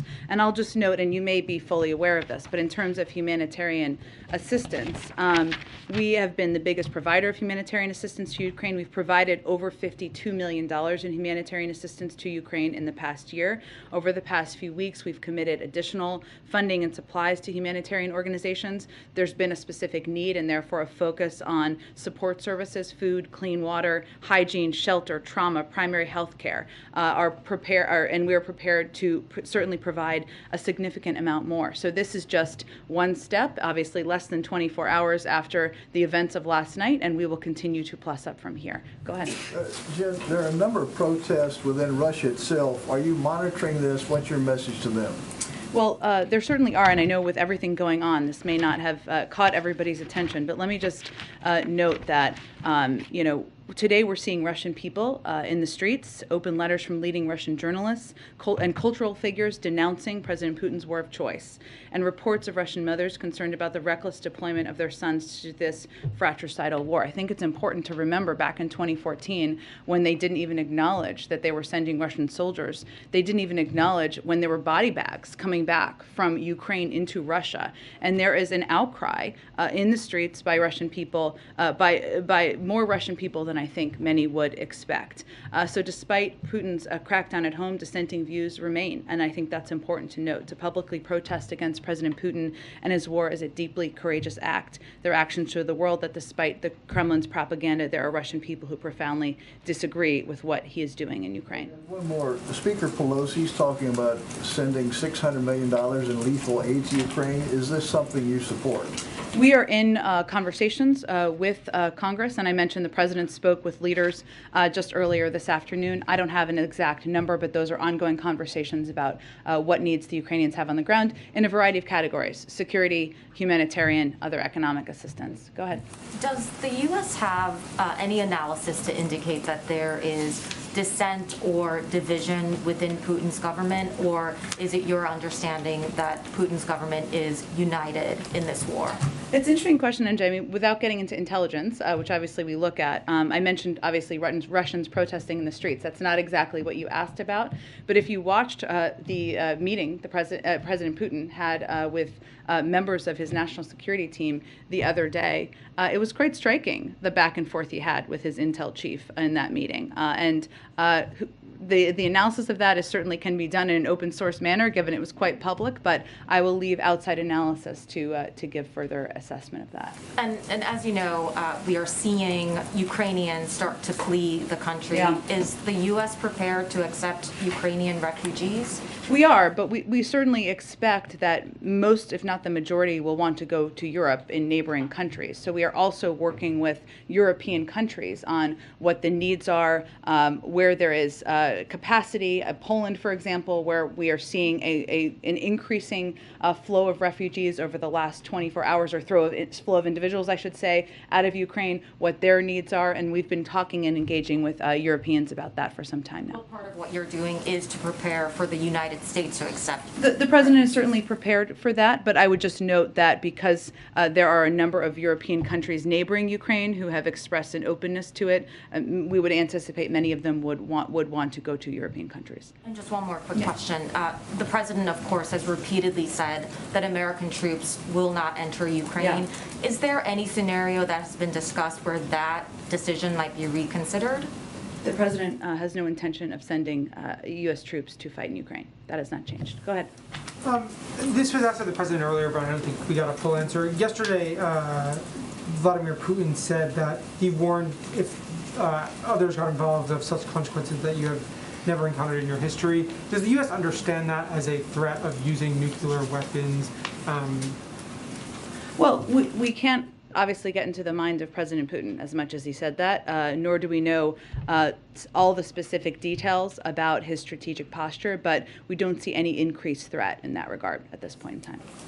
Go ahead. Just follow up on some of the cyber questions. Sure. I know that you and others have talked about how the government is on alert for the potential of a cyber attack, but can you share, are there any specific steps that are being taken that you can share that the U.S. is doing to protect the infrastructure, power grid, U.S. banks?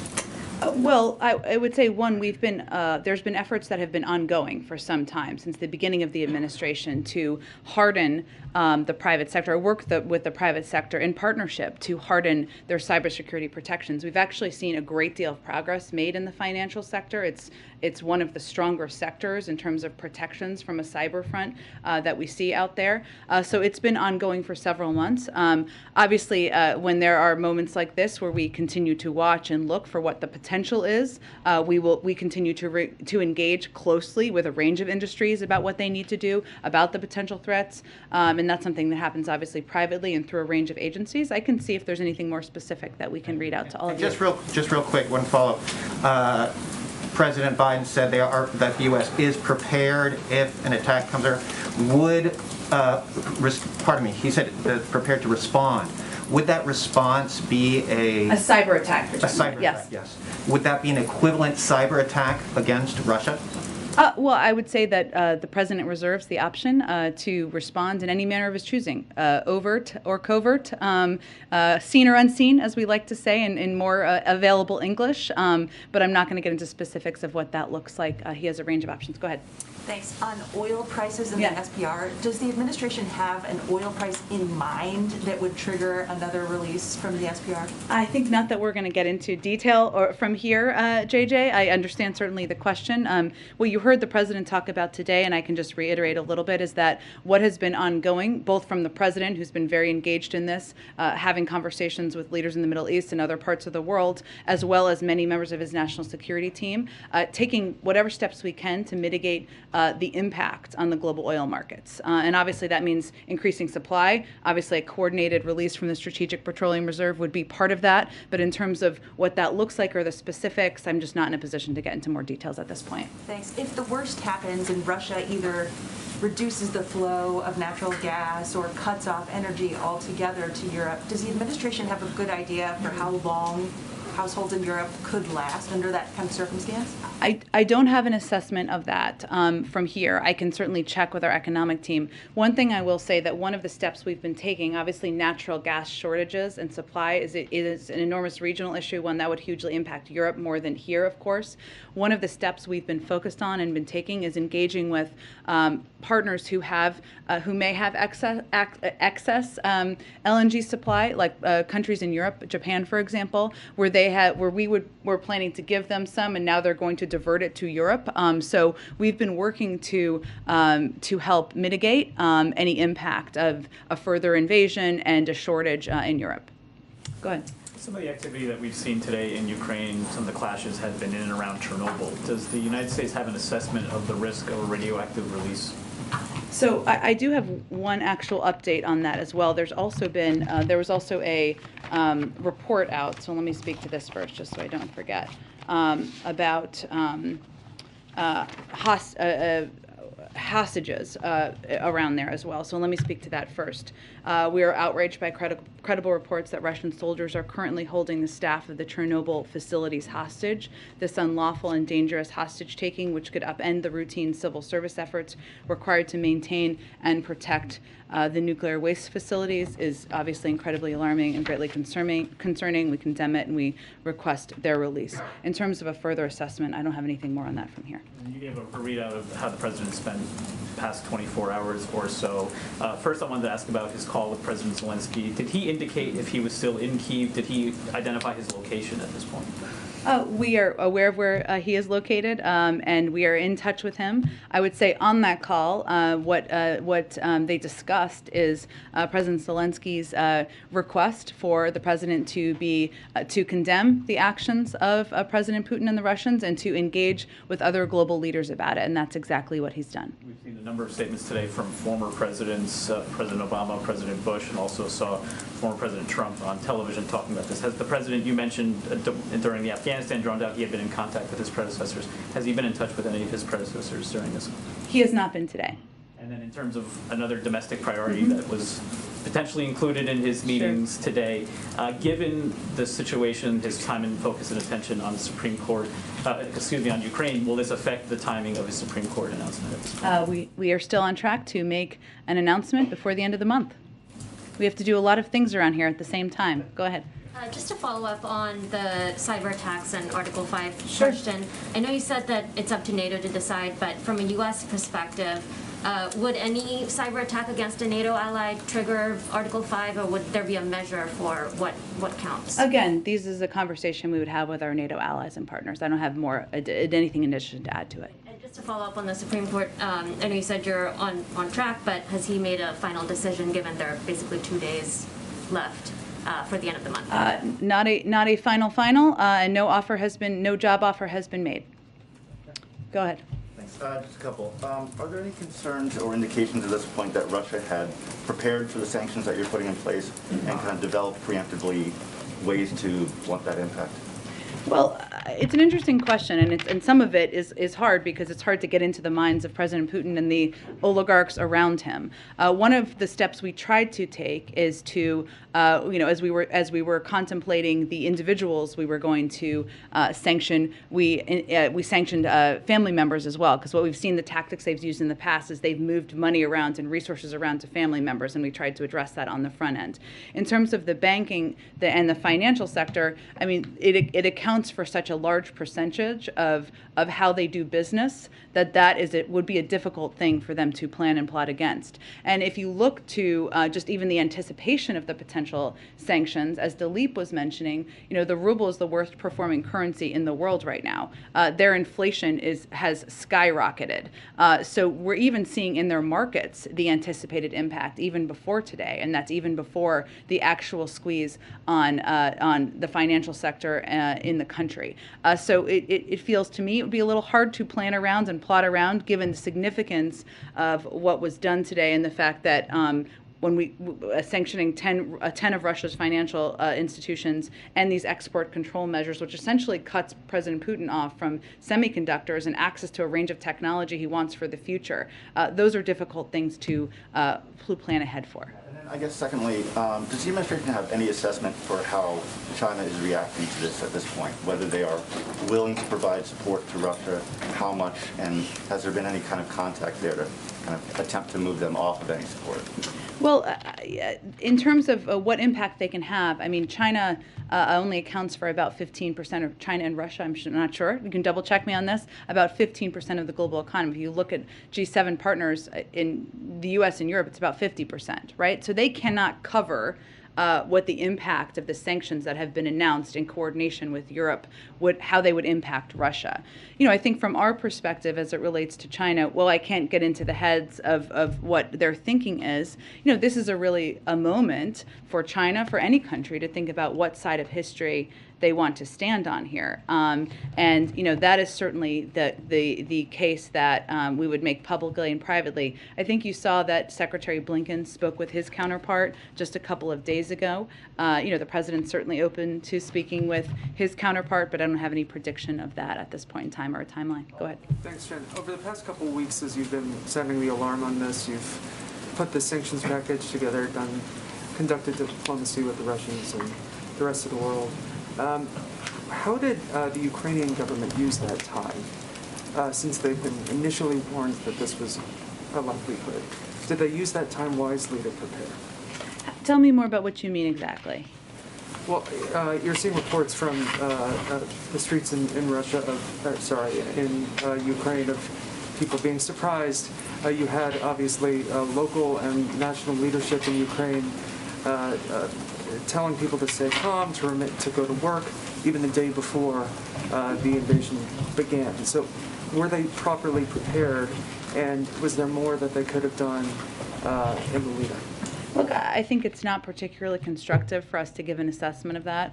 What I can tell you is that our focus has been on providing up-to-date, what has turned out to be quite accurate and transparent information about what the President Putin was preparing to do, which was invade Ukraine. And we have been very clear with American citizens who are there. We have been clear with our European partners 4 months now, including Ukrainian leadership.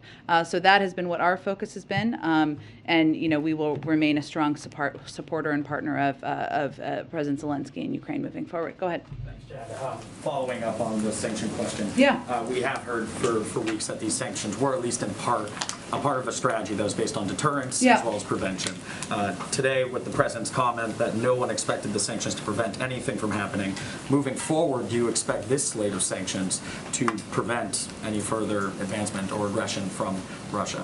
Well, I would say that later in the back and forth or the press avail, he also said when asked if sanctions cannot stop President Putin, what penalty can? And he said, I didn't say sanctions couldn't stop him, which leads me to believe that's not exactly what he meant. He also went on to say the threat of sanctions and imposing the sanctions and seeing the effect of sanctions are two different things. And the way we look at this, broadly speaking, and Dilip touched on this a little bit, is that we do see them as having a deterrent impact, right? It doesn't mean they're 100% foolproof. But if there's a 95% chance of Russia invading without the threat of sanctions, and there's a I'm making up these percentages just to make a point, but and a 65% chance that they will with them, you're obviously going to go with the threat of sanctions because you want to reduce the threat of an invasion. So there is a deterrent, and we've seen the deterrent impact work at times, right? I'd also note that we are very clear-eyed about the fact that President Putin, not just a few days ago, I mean, he gave the speech a few days ago where he questioned the legitimacy of Ukraine as a sovereign country. He's also talked about how the breakup of the Soviet Union was the worst thing that's happened, that's a paraphrase, in recent, in decades of history. So we are clear-eyed about his ambition, but what the other part of it that we are quite focused on is the consequences. And the way we see it is, as we've touched on a little bit, inflation skyrocketing, the ruble is the worst performing currency in the world. It was his decision to go to war. It's our choice to make him pay a price. Same with the global community. And we believe these consequences are also going to have an impact. Just at the risk of repeating your question as well, I mean, the president did also say, let's check in a month, and there has been some questions about time here. It seems like this is a strategy to use these sanctions to put pressure on Russia to eventually discourage them to pull out, or to force them to pull out this advance. So what is the timetable here, you think, for when the Russian government will start actually feeling the impact of these sanctions and possibly pull out? Well, in many senses, they're already feeling the impact. I mean, look at where the ruble is. Look at where inflation is. Look at where the markets are in Russia. In terms of how Putin will feel the impact, we just sanctioned a range of oligarchs around him. We sanctioned 10 financial institutions. These are all significant, enormous steps that are going to have an impact on him. But in terms of the moment by moment, I can't give you an assessment of that. Just off topic, there's been a lot of questions about refugees in the region. For Ukrainians that are in the country. Is the U.S., especially after yesterday, considering TPS or any sort of protection? Sure. As you know, that's a decision that would be made through an interagency process led by the Department of Homeland Security, and I don't have any prediction of that. I mean, I don't have any kind of prediction of that at this point in time. Obviously, these events are just unfolding as we speak. That process hasn't started, that conversation? I'm not going to give you any specifics on an internal process, but I would just say, again, it's an interagency process, and right now we're, of course, in the middle of an invasion and a war in Ukraine. Go ahead. Thanks, Jen. Earlier you had said you have to do a lot of things at the same time. One of those things, of course, is the State of the Union next week. Can you tell us how the president this week has been preparing for that, how much time he spent on this speech, and how he's juggling that with this very busy schedule that you laid out earlier tonight? Yeah, absolutely. So in addition to obviously being very closely engaged and leading the effort on the U.S. response to the Russian military invasion of Ukraine, the president has been working with speechwriters, working with members of his policy team to finalize details of his State of the Union, starting to do some read-throughs, not too many yet. I expect those will increase in the days ahead. I expect we won't have too much of a preview for you, maybe tomorrow, but maybe more likely this weekend. He's also been engaging with his COVID team, talking about where we are in the state of the pandemic, what's next in the pandemic. He's been working closely with his economic team on and receiving updates on the supply chain, the implementation of the infrastructure bill. So even as we have all been understandably focused on the conflict in Ukraine, the president has been very hard at work on a range of issues that are vital to the American people. You touched on my follow-up. ABC is reporting that the White House is revamping the COVID strategy now that hospitalizations are on the decline. Should we expect the president to roll that out in the speech next Tuesday?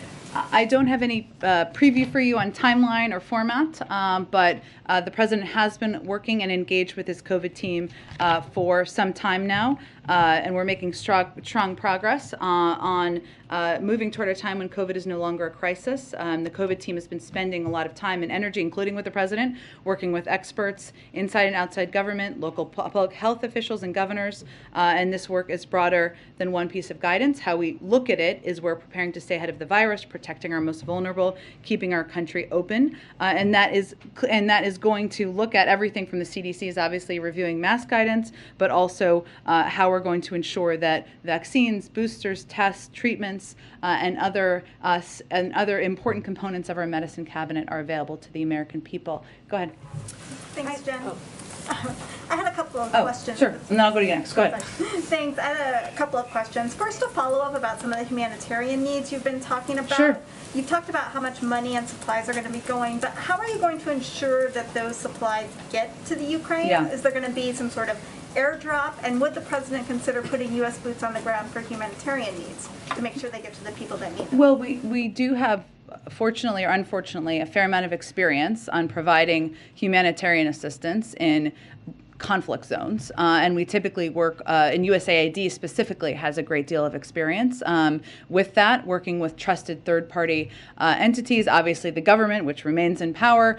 So there's a range of ways that we would provide assistance. In terms of other mechanisms, I don't have anything to predict for you at this point in time. And then another question for you, and this has been happening while you've been up at the podium. Okay. So I'm not trying to ambush you, but I Sure. wanted to give you a chance to respond. Senator Ted Cruz is speaking at CPAC, and you came up. He called you "quote unquote" peppermint patty, and has encouraged people to boo you. So I wanted to. Don't tell him I like peppermint patty. So I'm not going to take it too offensively. Senator Cruz, I like peppermint patty. I'm a little tougher than that, but there you go. Go ahead. Hi, yeah, so back to the president's comments earlier today. So he did say to give it a month to see if these sanctions work.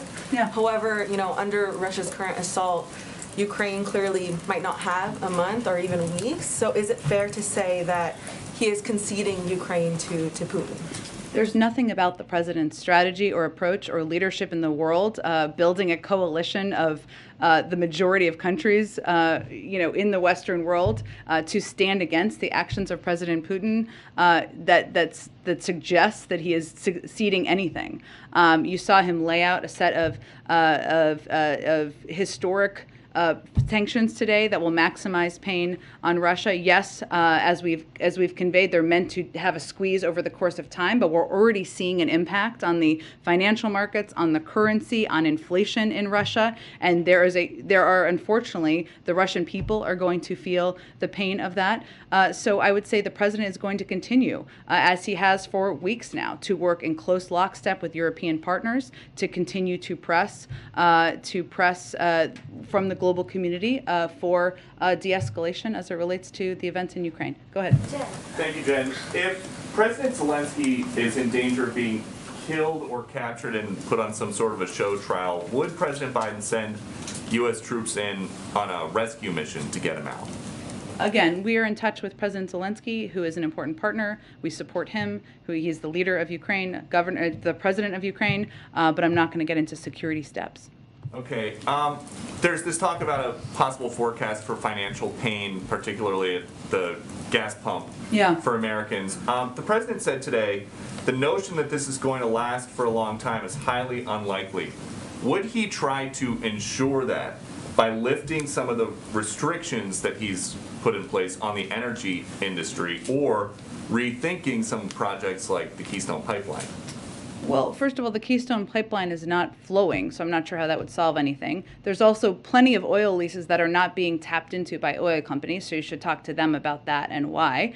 But what the president's talking about is we certainly understand, and he said this today, right? May have been in response to your question, I don't remember. But if there's an invasion of another country by a big country, there's going to be impacts on the markets, right? And we certainly anticipated that, and we anticipate that as it relates to the global oil market as well. So that's why the president for weeks now has been engaging with a range of big global suppliers, some in the Middle East, others, to see what we can do to ensure there's supply out there in the market to reduce the impact on the American people. And The U.S. is one of the Russian oil industry's best customers, hundreds of thousands of barrels per day. Would the president ever consider ordering U.S. companies to stop importing Russian oil?